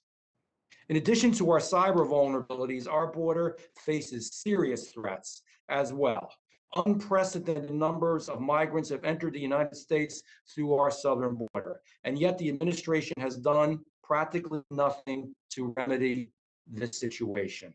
Immigration and Customs Enforcement officers and Custom and Border Protection agents are overworked by anything we could even ever imagine, and they have very high rates of burnout. Like the witnesses have outlined in their testimonies, it's no secret that the Department of Homeland Security has its shortcomings, despite a heightened threat landscape. It is ironic, however, that the department is receiving very small increase in funds at this very critical time. Ms. Mulligan, in your testimony, you said that DHS should shift towards a more service-driven approach that treats immigrants as an asset to be managed rather than as a crime issue or anything to be enforced. Do you believe, simple question, do you believe in the rule of law? Of course. Okay. Are you aware that the United States is facing the highest level of migrants at the southwest border in 21 years? In FY21, over 900,000 migrants have been encountered along the southwest border. Are you aware that under U.S. Code Section 135, it makes it a crime to unlawfully enter the United States not at a port of entry? It is a crime. Are you aware of that? I'm aware of persistently high rates of migrants presenting at the southern border, yes, over time. And are you aware that it is a crime? Absolutely. Okay. Not to present, but to unlawfully enter is a crime. In FY21 today, CBP has arrested 6,918 individuals with criminal convictions. How would you ensure that criminals and gang members who are smuggled into the country between ports of entry are actually caught because of the extreme danger that they present? I think it's incredibly important to understand that none of us today have argued for a dismantling or a radical shift away from any of the protecting, securing, defending, or enforcing missions of the department. I think bringing them into balance is what I've certainly testified about. In terms of safety and security at the border, I think it's really important to differentiate between folks who are trying to enter the country who have the kinds of criminal records that you're talking about, and folks who are presenting at the border who don't, and the overwhelming majority do not. Now, it is the function of CBP to try to differentiate between those things, but we shouldn't be treating them all the same. I understand that, but again, just going back to the previous statement, how can we consider this an asset to the country? I agree with you. We need new immigration laws. We need to change the system. I believe in legal immigration, but should we just open our borders everywhere, or is it just in that area, in the southern border? Or how do we really approach this? Why is it bad for a nation, a sovereign nation, to have borders to protect the people who live in the nation, and then to actually put together a real legal immigration plan? But how can illegal immigration, when in fact, as we know, the illegal immigration that we have now, children are being used, children are being abused, children and women are being used as drug mules, they're being sexually attacked in order to get more people into our country. How can that be a good thing?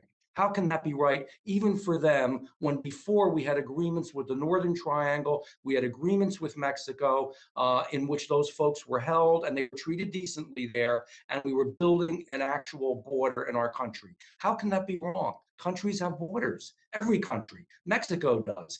Canada does. Every country we know of pretty much that speaks for itself at all has a border. How can we just let this happen? Thank you for the question. I think that we absolutely should have a border, and I'm as a lawyer myself, deeply respectful of rule of law in this country. But I do think that when we're talking about the threats facing the nation and we're prioritizing, without infinite resources, we do need to prioritize a range of threats that are posing, in my view, significantly heightened risks to American lives and prosperity. Things like the pandemic, the cyber issues that we've been discussing, those are threats that are impacting America's lives and their pocketbooks in ways that far exceed what's happening at the southern border. Do you think fentanyl is a threat to America? Fentanyl, because the numbers are geometrically growing with fentanyl. Do you believe that that is a threat? And it's all coming in on the ports of entry. We're gonna let you answer the question, but the gentleman's time has long expired. Please answer. I think fentanyl is absolutely a threat. And look, that is why it is tremendously important to have a Department of Homeland Security that is focused on taking a broader view of what it means to keep the nation secure. One of the things that I find really heartening about the conversation that we're having is that we're breaking out of, focusing exclusively on terrorism as the only mission of the department. And this gets back to what Ms. Cordero and Mr. Warwick have said earlier. We have to get to a place where we're defining what it means to keep the nation secure more broadly, so that it includes all of the issues that you're raising, and so that those become part of the core mission of the department. Thank you for your time. Chair recognizes the gentleman from Missouri, Mr. Cleveland, for 5 minutes. Thank you, Mr. Chairman, and I appreciate all of the witnesses today. I have just a couple of questions that I wanted to try to deal with, if I could. And one of them is, if it's already been dealt with, Ms. Ward or anyone, frankly, we've had this increase in the number of incidents on U.S. airlines with unruly passengers. If that has already been dealt with, I'll just get a response later from some of my colleagues. But if it has not been addressed, I would appreciate it, any of you who might want to respond to that if you can. So, Representative, the issue of security aboard airlines is one that TSA takes very seriously. Federal air marshals are trained in this. Airline flight crews are trained in how to deal with these situations. I think all of us have been a bit fraught about air travel over the last year. But this is going to be an example of the kind of mission that DHS will always have to undertake. And is one of the reasons why the law enforcement personnel, the federal air marshals that TSA had, are an essential part of protecting our aviation security system. Yeah, I guess I thank you. I appreciate your response. We're having people fighting on a plane. Passengers are helping to control this, which is the good news. And people don't want to wear masks because I guess whatever side it is, but they hate the other side more than they love their health. So it's a big mess. But I guess that's going to happen like a lot of other things for the time being. But the Center for American Progress report calls for DHS to refocus its work based on a safety and services model rather than threat-oriented model. And as I understand it, a safety and service approach does not ignore or reduce or downplay the risks that threaten American security and prosperity, but it does suggest that we focus DHS where it is most effective and avoid duplicating the work of other federal agencies. Mr. Mulligan, can you describe how this safety and service approach best addresses the foundational issues, longstanding challenges, and expanding the DHS mission? Absolutely. You're completely right that the safety and services model doesn't downgrade or diminish the importance of the protecting and securing and enforcing missions that are sort of central and have been central to DHS since it was created. But as Ms. Cordero said earlier, DHS is one of the parts of the federal constellation of departments and agencies that most Americans come into contact with more regularly than any other federal department. And we rely on them when we go through airport security, when we come back from a vacation, when disaster strikes in our hometown and we're relying on federal resources for help in a time of need. And those are missions that, in my view, are going to become more important in the next 20 years than they have been in the past 20 years. And it argues for a DHS that takes pride in those missions and puts them it brings them into balance with the other missions that it's been focusing on for the past 20 years.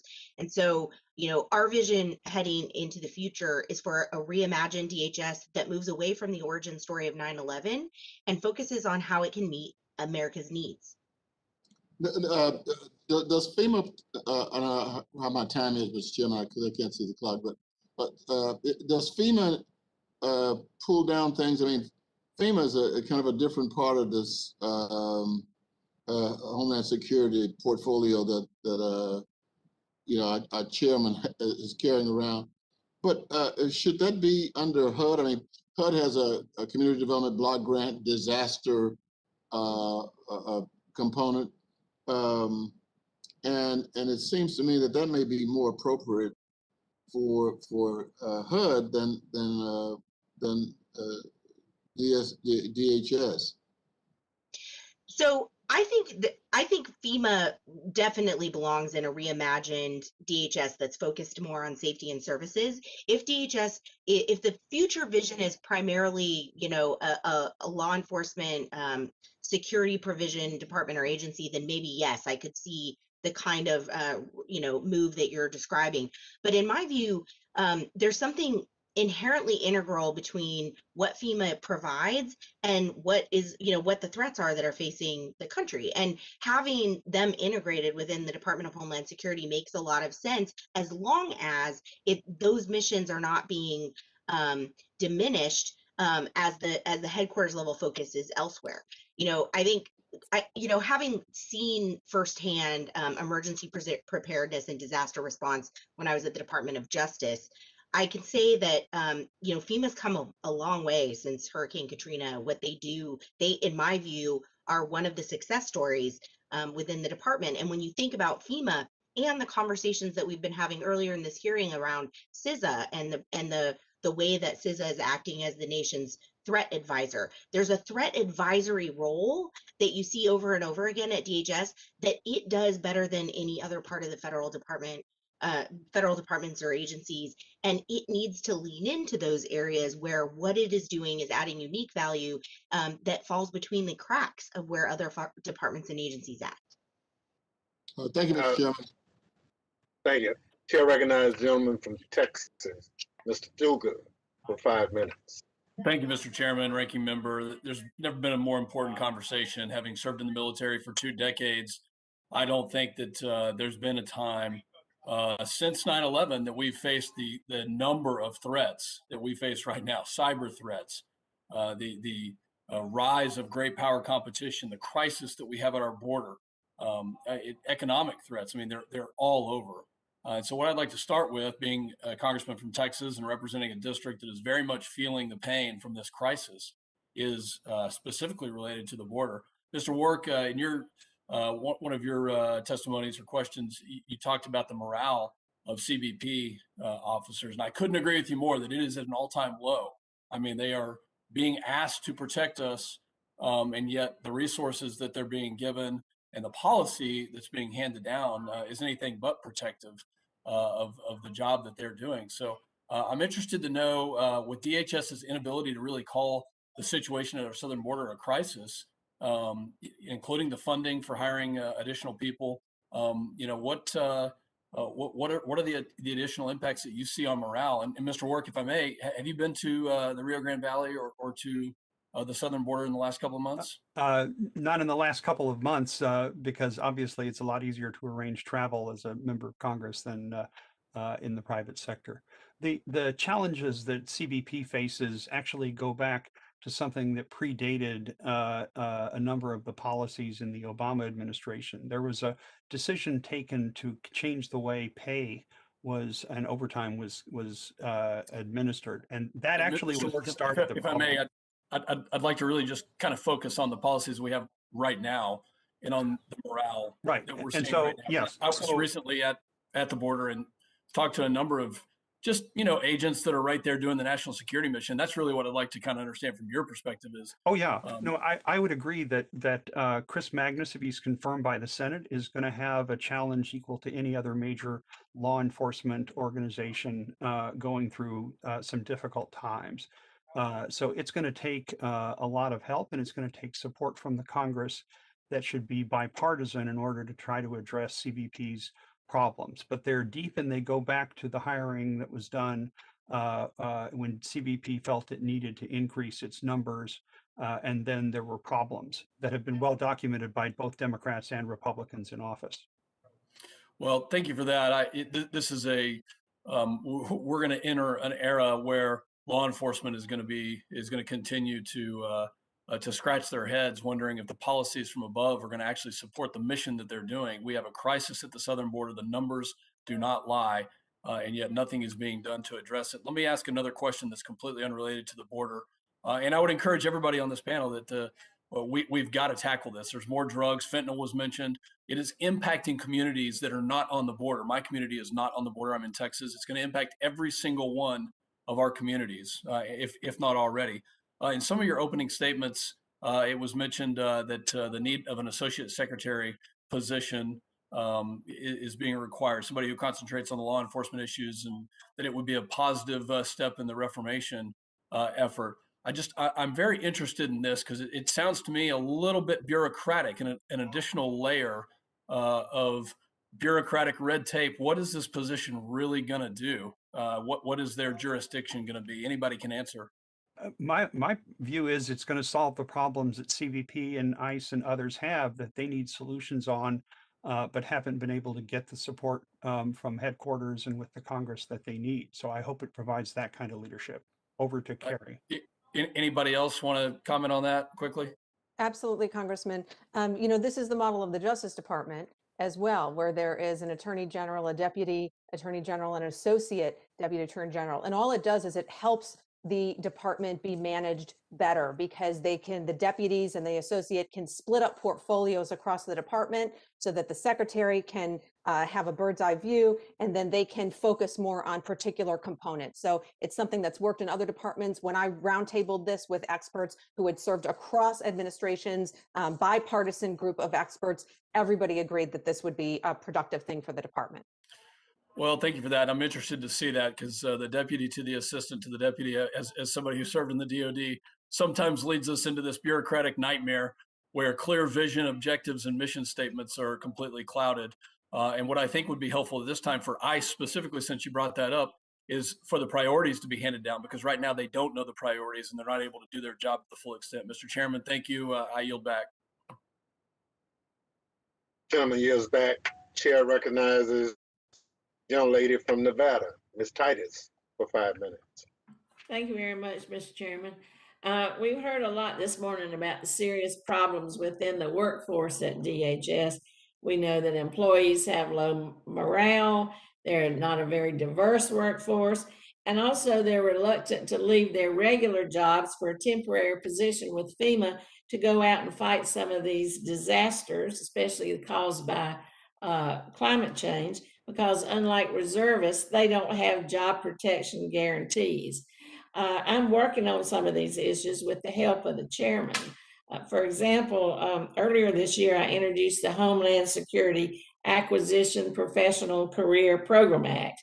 It's passed the House, that was last April, and it passed out of Senate committee just yesterday. It would target recruitment at HBCs, veterans organizations and minority serving institutions. I hope that our panel, especially Mr. Cordero and I believe the two people who were employees formerly of TSA, maybe can weigh in on this, and if that will positively help the workforce, I think it will. I hope they'll agree and help us get it out of the Senate in a hurry. Another problem that we've heard about, and we've heard a lot about the border today, is the lack of the latest technology at DHS. We don't seem to be able to catch up and deal with new and emerging threats.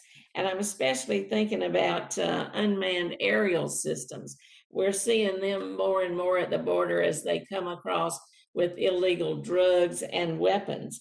And I wonder if you know if we are working from DHS with Department of Defense for the development of some kind of counter measure or some kind of technology to counter these operations to prevent these kinds of occurrences at the border. Because it seems like the Department of Defense does a lot of research in this area. We don't want to get siloed. We want to be able to reach across and partner and perhaps take advantage of some of that research. Representative, that does in fact go on. The instrument packages that DoD needs for its use of UAVs is actually different from DHS's. But I'm sure a technology brief would be enormously beneficial to show you some of the things that CBP professionals would like to see in future technology. You're absolutely right. This is hugely important and very leveraging and a far more effective use of scarce taxpayer dollars than some other ideas I've heard. Yeah, well, drones seem to be a special problem. It's not effective to shoot them down with a gun, but you can't shoot them with a missile, and then you've got collateral damage. So we do need some kind of technology to deal with that growing threat, I believe. Would y'all comment about the workforce and how diversifying it and this bill might be helpful?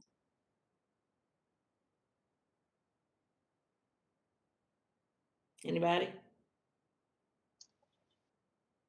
I certainly support all efforts to diversify the workforce, and I think some of the ideas that you've laid out in the bill are absolutely steps in the right direction.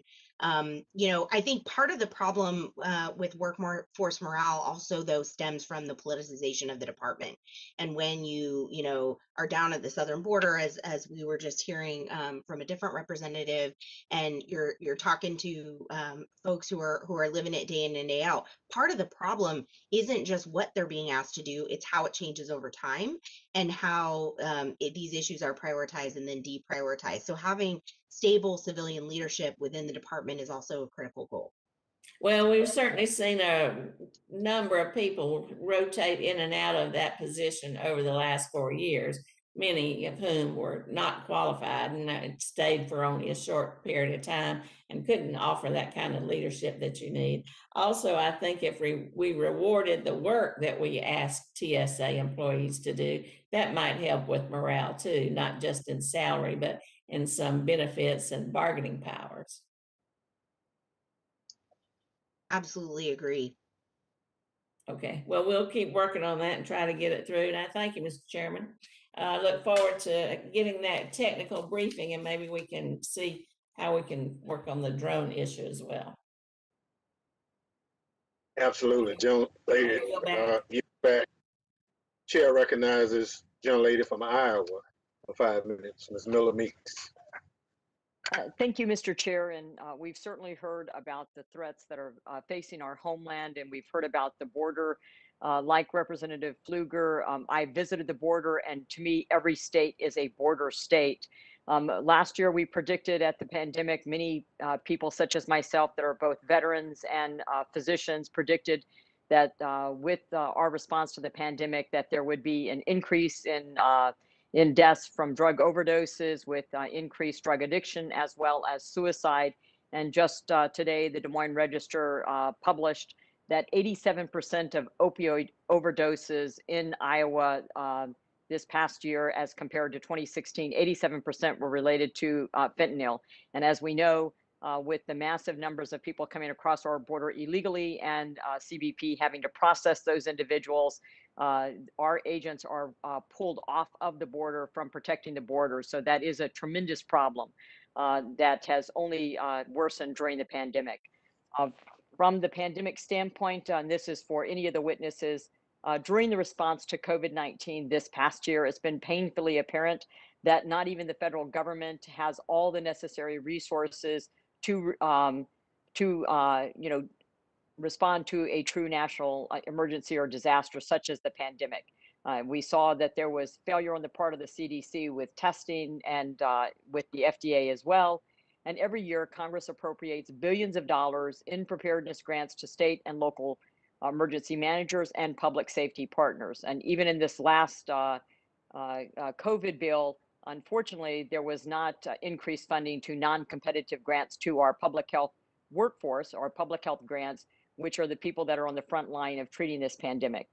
Many say that these grants have become entitlement grants focused on sustainment and maintenance, resulting in crowding out of important investments in innovation and the ability to meet emerging threats and risk.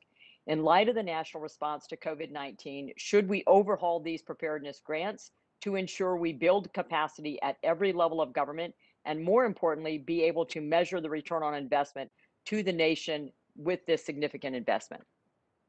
And any of the witnesses can respond. I would agree that there needs to be a complete overhaul of how we prepare for future pandemics. Indeed, just as there is now a January 6th commission, I think at some point, not to put too much of a burden on the chairman, at some point you all should think about a commission to investigate what needs to be done to protect us from future pandemics, because as many people have said, the response to COVID-19 in early 2020 was a national disaster with a number of deaths exceeding that of many of our major wars. And we need to have you all in the Congress lead an effort to try to deeply understand what went wrong, because I can tell you from what I know, it's a problem.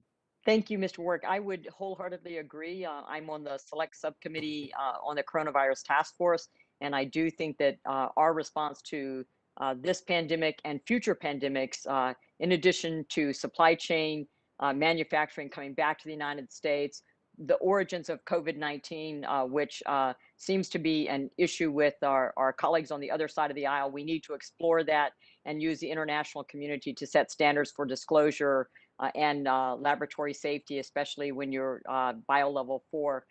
Just to follow up on that, do you think states have the responsibility to obtain and maintain a certain level of preparedness for future pandemics and or cyber attacks? Yes, but we can't turn upside down the federal responsibility. That also has to be part of the picture. Thank you very much, Mr. Chair. I yield back my time. Congressman. Thank you very much. Chair recognizes the young lady from Florida, Ms. Dimmons, for 5 minutes. Thank you so much, Mr. Chairman, and thank you to all of our witnesses for being with us today. Ms. Mulligan, multiple administrations have struggled to improve coordination. I am particularly interested in coordination, communication, transparency between Sysa and other federal agencies that share the responsibility. We've already heard it said that we've talked about the appointment of the national cyber director. We've heard it said just let him be able to do his job. But despite efforts to clarify roles and responsibilities of Sysa and other agencies, coordination within federal government to promote the security and resilience of the nation's critical infrastructure is not where it needs to be. Ms. Mulligan, what more do you think Congress will need to do to ensure effective strategic interagency collaboration to address cyber threats against critical infrastructure? I would hope, as we discuss so many issues today on this particular committee, that we would not abandon our responsibility, which our primary responsibility is the safety and security of our homeland in all areas of our nation, whether it's an attack on the United States Capitol or other areas. And so, Ms. Mulligan, if you could please talk about some of the challenges of coordination and what can Congress do to help? So one of the biggest issues, I've served in multiple different departments in the federal government, from the intelligence community to the Department of Justice to part of the National Security Council staff. And one of the issues that you see is confusion surrounding who's the lead federal agency. So one of the things that this committee can be extremely helpful in doing, and as Ms. Cordero discussed earlier, is sort of re-looking with fresh eyes at DHS's mission and being very clear about where we want DHS to be the lead federal agency and where we want it to support. When it comes, our recommendations at the Center for American Progress are that that DHS should have the lead and be the lead federal agency in two really important areas that are central to the question you've asked. One is in connecting federal resources and officials with state, local, tribal, and territorial officials, and also with the public and private sectors. What we find is that it is often each department and agency on their own trying to make those connections. It's very confusing for the people who are the recipients of that outreach. If you designate DHS as the lead for handling the connecting mission, that's going to create a lot of clarity, and it's going to empower DHS to do what it does quite well. And Sysa is a great example of this. The other place where I think multiple folks on the panel agree that DHS should have a larger role is around communicating. And what I mean by communicating is communicating threat information and prophylactic actions that the public and private sector can take with companies, the American people. Being the lead communicator about threat information is a really important way for DHS to invest in the resilience that you were just talking about. Thank you so much, Ms. Milligan. Mr. Warwick, climate change is driving the frequency, size, impact, and complexity of a range of natural disasters, including storms, floods, droughts, wildfires. Of course, this places an additional burden on FEMA, as you can imagine. As these disasters become more complex, their cascading effect becomes more unpredictable and thereby stresses the entire Homeland Security enterprise. I do believe they are directly related. Can you please describe the strategy DHS needs to use to address the security implications of climate change?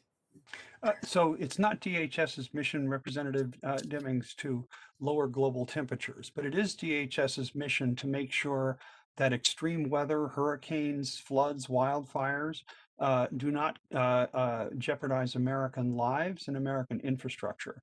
That means working closely with state and local governments to make sure that codes are up to spec, that they have emergency assistance when they need it, but it especially is important that we design for resilience, that all of the things that government does that touches our lives is done with an effort to try to protect us so that when one of these kinds of disasters occurs, it doesn't harm people, it doesn't destroy the infrastructure of our country. Thank you so much, Mr. Warwick. Mr. Chairman, I yield back. Thank you, young lady yields back. Chair recognizes the gentleman from Georgia for 5 minutes, Mr. Clyde.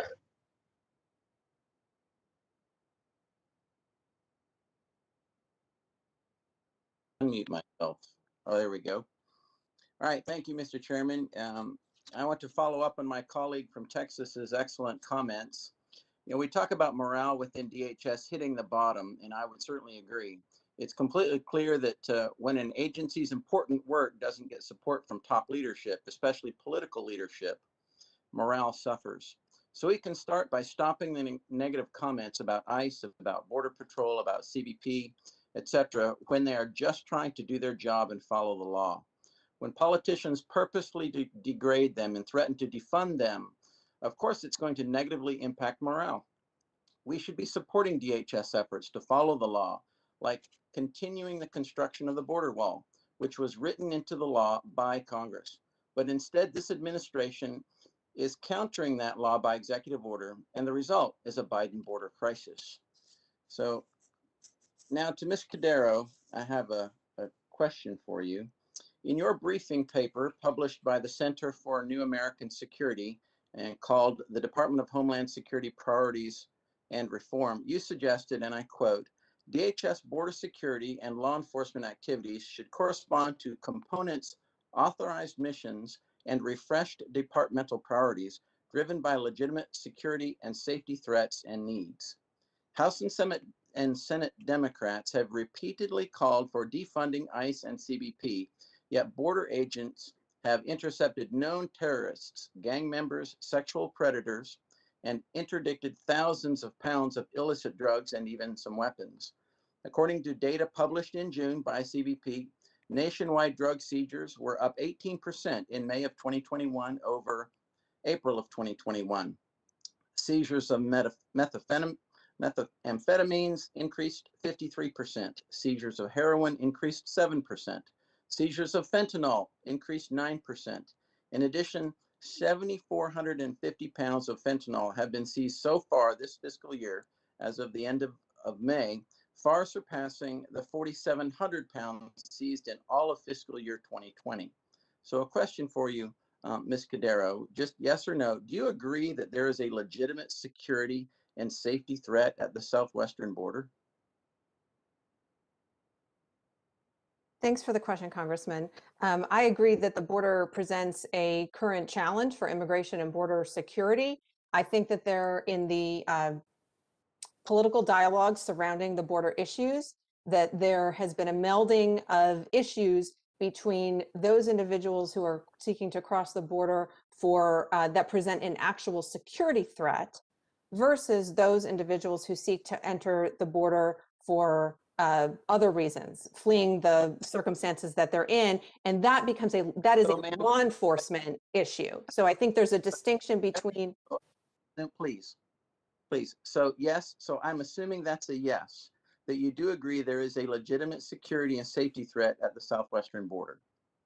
So I agree that border security can present security issues. I don't necessarily agree that every individual crossing the border is a national security threat. Ma'am, I asked if there was a border threat, and so okay.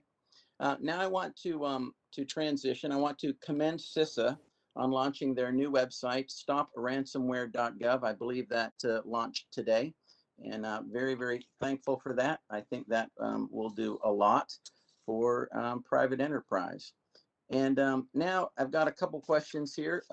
One for Mr. Warwick, and then also don't want to leave Ms. Mulligan out here. Would like you to answer this question as well. What information do you think the government, both law enforcement and the intelligence community, could more quickly share with the private sector on a regular basis that could help disrupt ransomware or other cyber attacks? That would be information that people can actually take action on, encouraging them to make sure they have basic cyber hygiene in place, making sure that they understand what the minimal standards are for being a good citizen and a responsible business owner. This especially needs to be done for our small businesses. That's a resource intensive activity, but our small businesses need the help that they can get from a place like Sysa. Okay, thank you, Ms. Mulligan. I think Sysa is doing a really exceptional job trying to wrap its head around that right now. They've had some notable successes, but I think the key, building on what Mr. Warwick said, is identifying ways for the federal government to share that are fit for purpose, that can be actioned by the public and private sector, which isn't always easy for the federal government to translate what it collects into usable information for folks who are outside the government. But I think the other key part is making sure that what Sysa is doing, that there's clarity about its role as the lead for communicating that information. Part of the issue that I see playing out in the federal government right now is lack of clarity about who's in the lead. Is it the FBI or others? And making sure that Sysa has a leadership role. Okay, well, thank you. I want to get Mr. If I pronounce this right. So, gentleman's time has expired. Here recognizes the young lady from California, Ms. Barragan, for 5 minutes. Thank you, Mr. Chairman. And let me start by thanking Ms. Cordero for your response about distinguishing a security threat at the border I wish our politicians would focus on the security threat posed by domestic terrorism.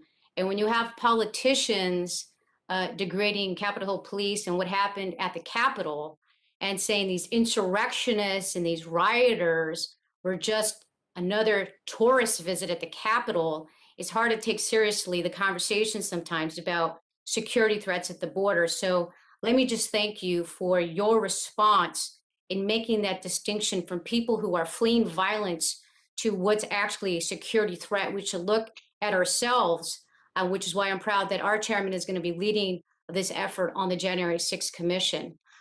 With that, let me move on to my first question. Ms. Cordero, let's start with you. Since its inception, the border security, immigration enforcement, and law enforcement functions of DHS, Customs and Border Protection, Immigration, and Customs Enforcement in particular, have grown disproportionately large and broad in scope without the necessary oversight. Key adjustments must be made in these areas to improve DHS's safeguards and accountability in the next decade and beyond. Ms. Cordero, starting with you, can you tell us more about your proposed reforms in the areas of border security, immigration enforcement, and law enforcement? Absolutely, and thank you. Thanks for the question, Congresswoman. So I'll tick through them quickly because we've made a lot of recommendations. As I've mentioned, updating the mission of the department, I think, is really important.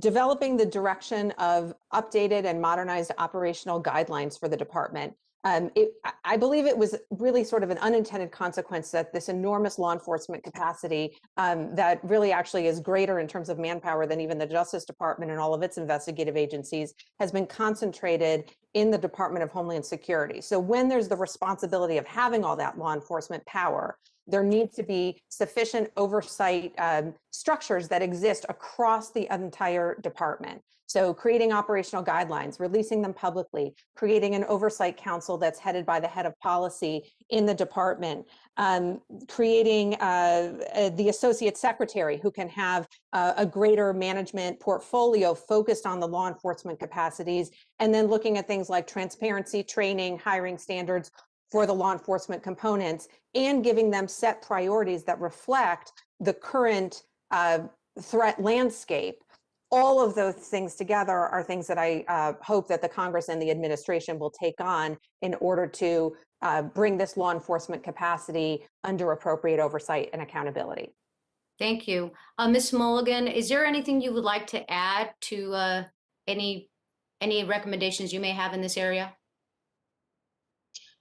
So I think that I really sort of align myself with many of the recommendations that Ms. Cordero has already presented. And I just think overall, the department is going to need to rebalance and have much more clarity about where we want it to be prioritizing, because as this hearing demonstrates, there are so many different fronts in protecting American security and prosperity that we're going to need to help DHS understand where we want it prioritizing and where it can free up resources for investment in other priorities. Great. Mr. Warwick, do you have anything you want to add or? No, I think those are excellent comments.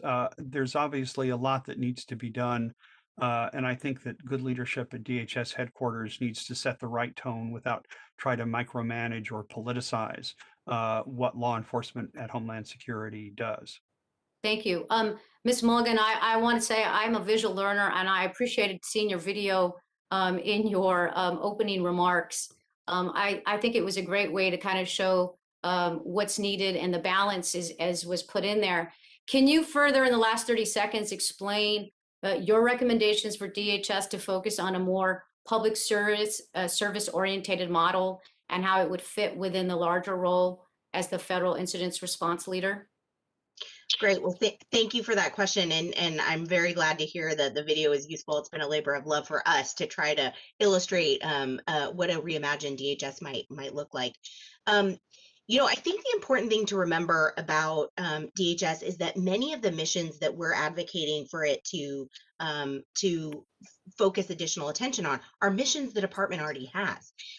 They are things that the department is regularly engaging in the facilitation of goods and travel, goods and travel across the borders. It's regularly involved in communicating threat information and doing sort of serving as the nation's sort of crisis response through FEMA. And what we're arguing is that those missions are being de-emphasized and deprioritized, or have been in the past, and a disproportionate amount of headquarters level focus has been really on what are essentially political priorities, enforcement at the southern border, and this focus on counterterrorism that we think is a bit out of sync with today's threat picture. And so it seems very ripe at this point, nearing the 20-year anniversary of DHS's creation, to bring its missions and priorities into better balance with what we actually want it to be doing.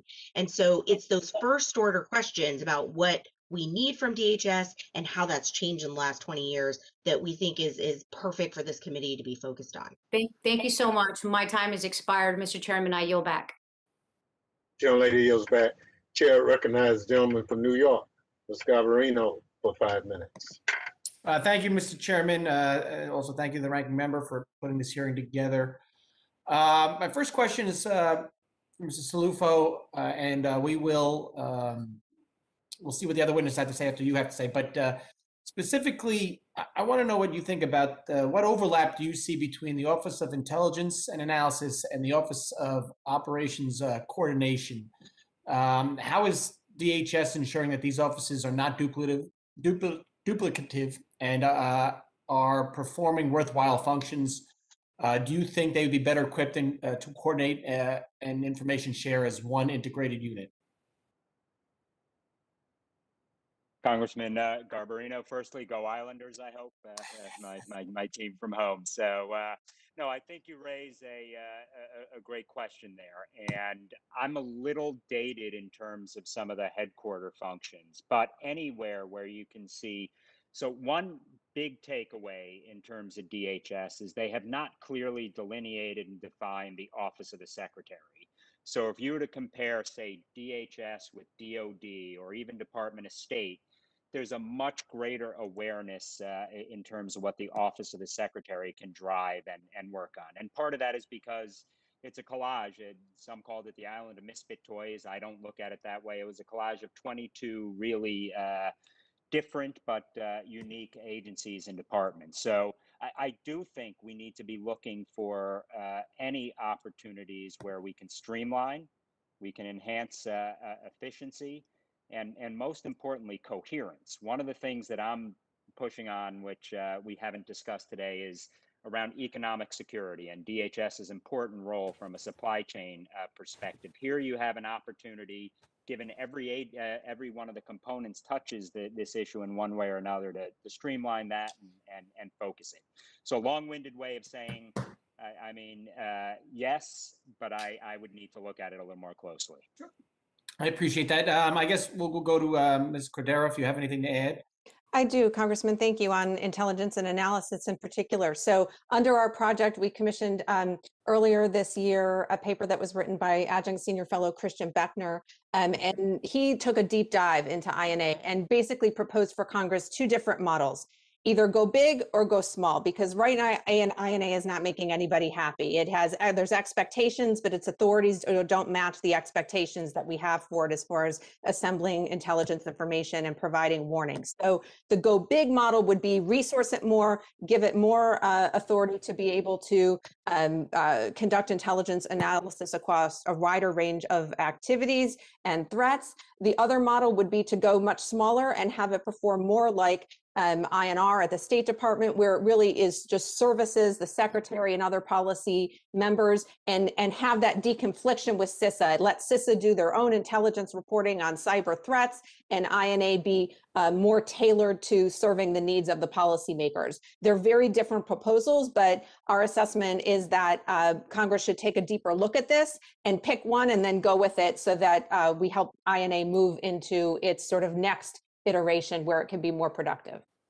I appreciate that, and I'll have to take a look at that that study or that paper that you're talking about. Ms. Mulligan or Mr. Wark, anything further? Yeah, so I first want to thank you, Representative, for being the first person who's mentioned the Operations Coordination Office, which gets no attention. And in fact, it's, I think, one of the, even more than INA, needs to be either a go big or go small type of enterprise. It runs the Operations Center that INA staffs. That's why they seem to have similar functions. But INA is the classic EO 12333 intelligence organization with special authorities and capabilities that OPS does not have. And exactly as Carrie says, INA exists to serve not just the secretary, but also the state and local fusion centers, as well as all other DHS personnel who need intelligence analysis. Great. I appreciate that. And Ms. Mulligan, anything to add, or did we beat this horse? No, I think we're all speaking in unison here. I mean, this really is a place where it either needs to be have the bigger mission, or it needs to be more tailored to focus on filling a specific need that isn't being met elsewhere in the government. But trying to straddle both worlds isn't working, and I think it's an area that's ripe for a refresh. I love when everybody agrees. This is great. Congressman, can I add one minor point just because it's historically relevant? So when we initially stood up the Department of Homeland Security from the White House, there was the intent to marry up the Office of Intelligence with Infrastructure Protection, what was then NPPD and is now Sysa. So it started on a different footing because in between that, there was the establishment of the National Counterterrorism Center, which obviously played a much bigger role, especially the DSOP function, to be able to support some of these missions. So in some ways, INA started off in a very awkward kind of way, just for what it's worth. And I think now is the time where you can start looking to whether or not we need to right-size it, grow it, but do it in a way that doesn't compete with the FBI and the broader interagency, because quite honestly, they do some of this a lot better. Or narrowly focus it and then let some of the components take on some of their unique subject matter areas, whether it's CBP and the border or Sysa vis-a-vis the latest and greatest Chinese or Russian malware. So sorry, I just wanted to appreciate that, and I yield back. I'm out of time. Thank you, though. Thank you. Typical New Yorker. Take more time, but we appreciate it. Chair recognizes another New Yorker, Mr. Torres, for 5 minutes. Mr. Chair, Congressman Gottheimer's on. He's more senior than I am, so I can defer to him. Oh, are you sure, Mr. Torres? Yep, happy to. Okay. Those are the Okay. Thanks. Mr. Thompson, is that okay? Since he's the vice chair, I'll let him go with this one, but go ahead, Mr. Gottheimer. Thank you, Mr. Torres. And I thought you, Mr. Chairman, you were going to call me a New Yorker, which would, of course, been deeply insulting. And as long as you compared me to Mr. Garbarino, that would even be worse. I just appreciate you organizing this important hearing to discuss how we can strengthen the Department of Homeland Security to better confront new and emerging threats and challenges. As we know, the department was established in 2002 in the aftermath of terrorist attacks on September 11th, as was just mentioned, with a necessary focus on countering threats mostly from foreign terrorist groups. Today, nearly 2 decades later, the threat landscape looks quite different. For instance, we've seen the rise of a diffuse domestic and homegrown terrorist movement, especially white supremacists and other racially or ethnically motivated violent extremists, which, as Director Wray has testified, quote, were the primary source of ideologically motivated lethal incidents. Mr. Wark, if I can ask you a question, how prepared is today's DHS to address the serious threats of domestic terrorists and members of violent extremist groups like those including members of groups like the Oath Keepers and 3%ers and Proud Boys involved in the January 6th attack on the Capitol? It needs to be understood, Representative, that DHS has very specific limited statutory roles in this area. Lead investigative agency for criminal violations is the FBI, and that needs to stay that way. But DHS needs to be able, through its intelligence and analysis office, to connect the dots, to put together warnings for senior leadership. There needs to be greater clarity on whose job is it to look at social media and be aware of what people are saying. I saw the FBI director and my good friend Jill Sanborn kind of fumble that question a little bit in a hearing a few weeks ago.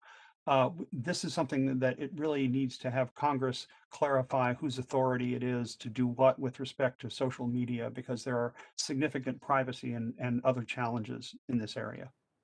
Related to that, is there something that you would change the way DHS is structured to help protect us from this threat? We have a detailed report my colleague Mitch Silver has put together that I'll make sure is sent to your staff. But basically, there needs to be an intelligence and warning officer within the the Director of National Intelligence, whose job it is to make sure that nothing escapes notice and that nothing gets politicized. This is especially important in domestic terrorism. Is that a classified report or unclassified? Our report is a think tank report written by the former head of New York Police Intelligence for more than a decade, and it's one of the more scholarly papers, in addition to the one that Chris Beckner also put out, which is also worth reading. But you should talk to those two authors because they've got some really interesting things to say. Well, without objection, Mr. Chairman, I'd like to put that in the record, if that's okay. Ms. Cordero, could you describe where DHS's Office of Intelligence and Analysis fits into the various national security-focused agencies conducting intelligence analysis? And how does DHS rank compared with the FBI, for example? And how can we increase DHS's intelligence capacity? Thank you, Congressman. So INA, Intelligence and Analysis, is the component in the Department of Homeland Security that is a part of the intelligence community. So that way, it is able to both glean information from its intelligence community affiliation and disseminate it and share it with other federal, state, local, tribal partners in a way that they can receive that information. At the same time, it also can receive information from the state and local network and the activities of the department itself and feed that information, if it's relevant, back to the intelligence community. So it provides an important link there. INA does not do what the FBI does in terms of its investigative authorities to disrupt and pursue criminal prosecution of domestic terrorism activities, which oftentimes are prosecuted as other violent crime or weapons related or other types of criminal violations. So the Department of Homeland Security never has, and it would not be appropriate for it to have that investigative authority that disrupts potential terrorist activity. That resides still with the FBI. So I think the question for INA is, does Congress want to expand its ability to conduct more intelligence analysis, or does it want it to narrow and not be duplicative of what the FBI or the intelligence community is doing? And I think the reason these different reports that Mr. Warwick mentioned are important, including the one that we put out, is because INA is at that inflection point right now. Okay. Well, thank you. I yield back my 1 second left to the Vice Chairman. Thank you, Mr. Torres, again for yielding. And I yield back, Mr. Chairman. Thank you very much. Chair recognizes the Vice Chair of the full committee, gentleman from New York, Mr. Torres. Thank you, Mr. Chair. It's been said that there's a crisis of public trust in DHS. I'm wondering if, and this question is specifically for Ms. Mulligan, do you share my concern that continuing the 287G program, which expanded exponentially under the Trump administration, would only serve to perpetuate that crisis of public trust in the agency? Thank you for the question. I do. And, if DHS is not effective at policing abuses among its own law enforcement officials, what reason is there to think that DHS would be effective at policing abuses among state and local law enforcement officials who have been deputized to enforce federal immigration law? You know, I think that there's an incredibly important set of issues in the question that you've raised that really gets at the heart of how important it is that we root out extremism within members of the federal and state law enforcement, for that matter, who are in positions of trust. It's particularly important in the law enforcement context. I think the numbers that we're seeing and the connections that we're seeing in the indictments out of the January 6th events are very concerning. And I think I've actually been pleased to see the department take some immediate actions, as well as the Secretary of Defense, because I think we have a problem both in our active duty military and in our veterans communities. You know, I served in the New York City Council where we had oversight over the NYPD, which is a paramilitary force unto itself. And what we often found was there was a small subset of officers who drove a disproportionate share of abuse. And I'm wondering if that same dynamic exists within the ranks of DHS law enforcement, and whether DHS has a system in place for tracking abuses among officers and a system for early detection and intervention. This question is for anyone who has insight into the subject matter of that question. There were significant studies done by CBP under both Democratic and Republican administrations that declared the internal discipline system to be broken. And if you talk to former CBP officials, regardless of their party, they will tell you that not all of those things that were broken have yet been fixed. And this is one of the reasons I think it's extremely important that Chris Magnus get confirmed as commissioner of CBP, because he's going to have to take charge and make sure that many of these things are addressed. And exactly as you say, Representative Torres, the good men and women of CBP know that there are a small number of bad apples among them, and this has to be addressed. This is going to be one of the greatest challenges that I hope Commissioner Magnus is able to tackle right away. And I know we often speak of the need for an independent Justice Department, an independent Attorney General. I don't often hear people speak of the need for an independent DHS or an independent DHS secretary. It seems to me there's less of an expectation of institutional independence when it comes to DHS, even though it is fundamentally a law enforcement agency. Is that a fair assessment? And how do we change that? How do we create an expectation of independence? Secretary Chertoff and Secretary Johnson have both spoken out very strongly that DHS needs to be, as far as possible, nonpartisan, in the spirit that we have our uniformed military and our intelligence community be nonpartisan. That same ethic needs to be deeply baked into DHS. Secretary Napolitano was famous for joking that when she became secretary, she had her partisan bone removed. The point she made to the workforce was this was her expectation that the department needs to be outside of politics as much as possible, especially in its law enforcement missions. And I'm wondering, how much of DHS's challenges is a function of mismanagement, and how much of it is a function of just the youth of DHS? It has far less institutional memory than agencies that have been around for decades, in some case centuries, and it's simply going through the growing pains of a new agency. What's the main cause of the dysfunction in DHS? Is it simply growing pains, or is it deeper than that? I think it's something else. I mean, to be sure, every young department or agency, certainly one with the scope of size and responsibility that DHS has, is going to have management challenges, and that's why the oversight roles are so important.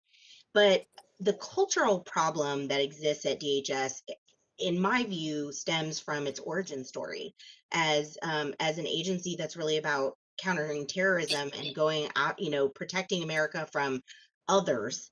And that mission and origin story has seeped into kind of what people think they're there to do and what attracts them to it in the first place.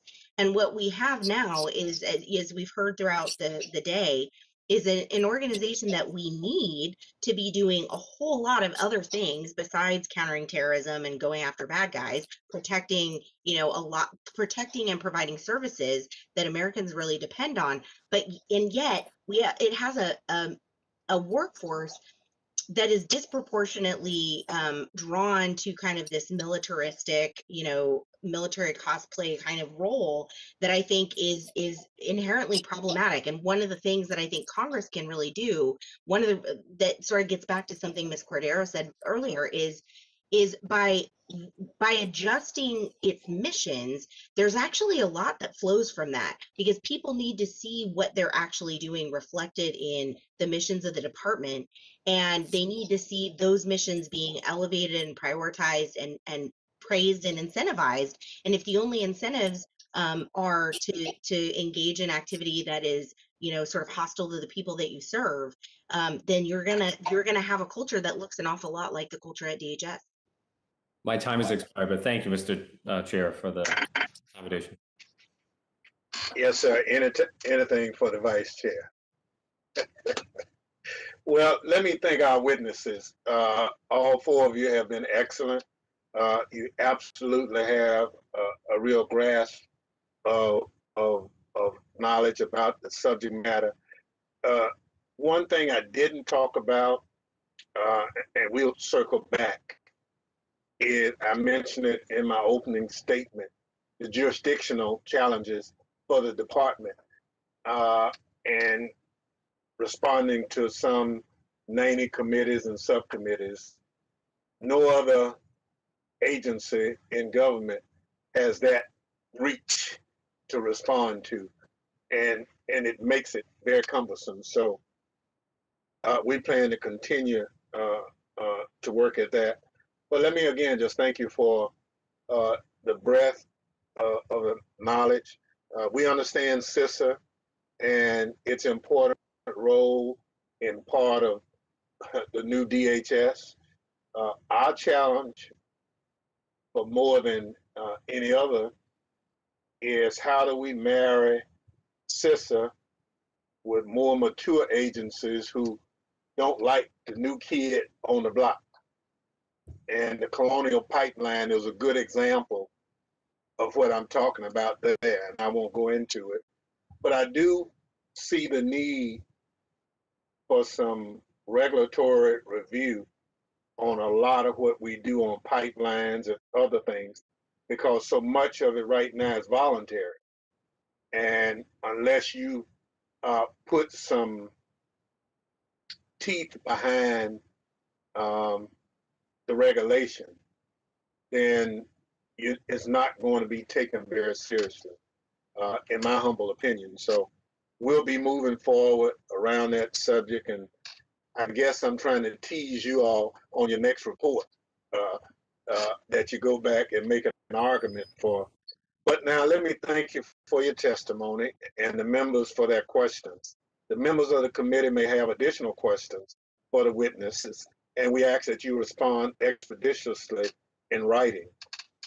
Before joining, I ask unanimous consent to submit a statement for the record from the Partnership for Public Service, highlighting the importance of employee engagement and morale to overcome DHS's challenges. Without objections, so admitted. The chair reminds members that the committee record will remain open for 10 business days. Without objection, committee stands adjourned. Thank you very much again.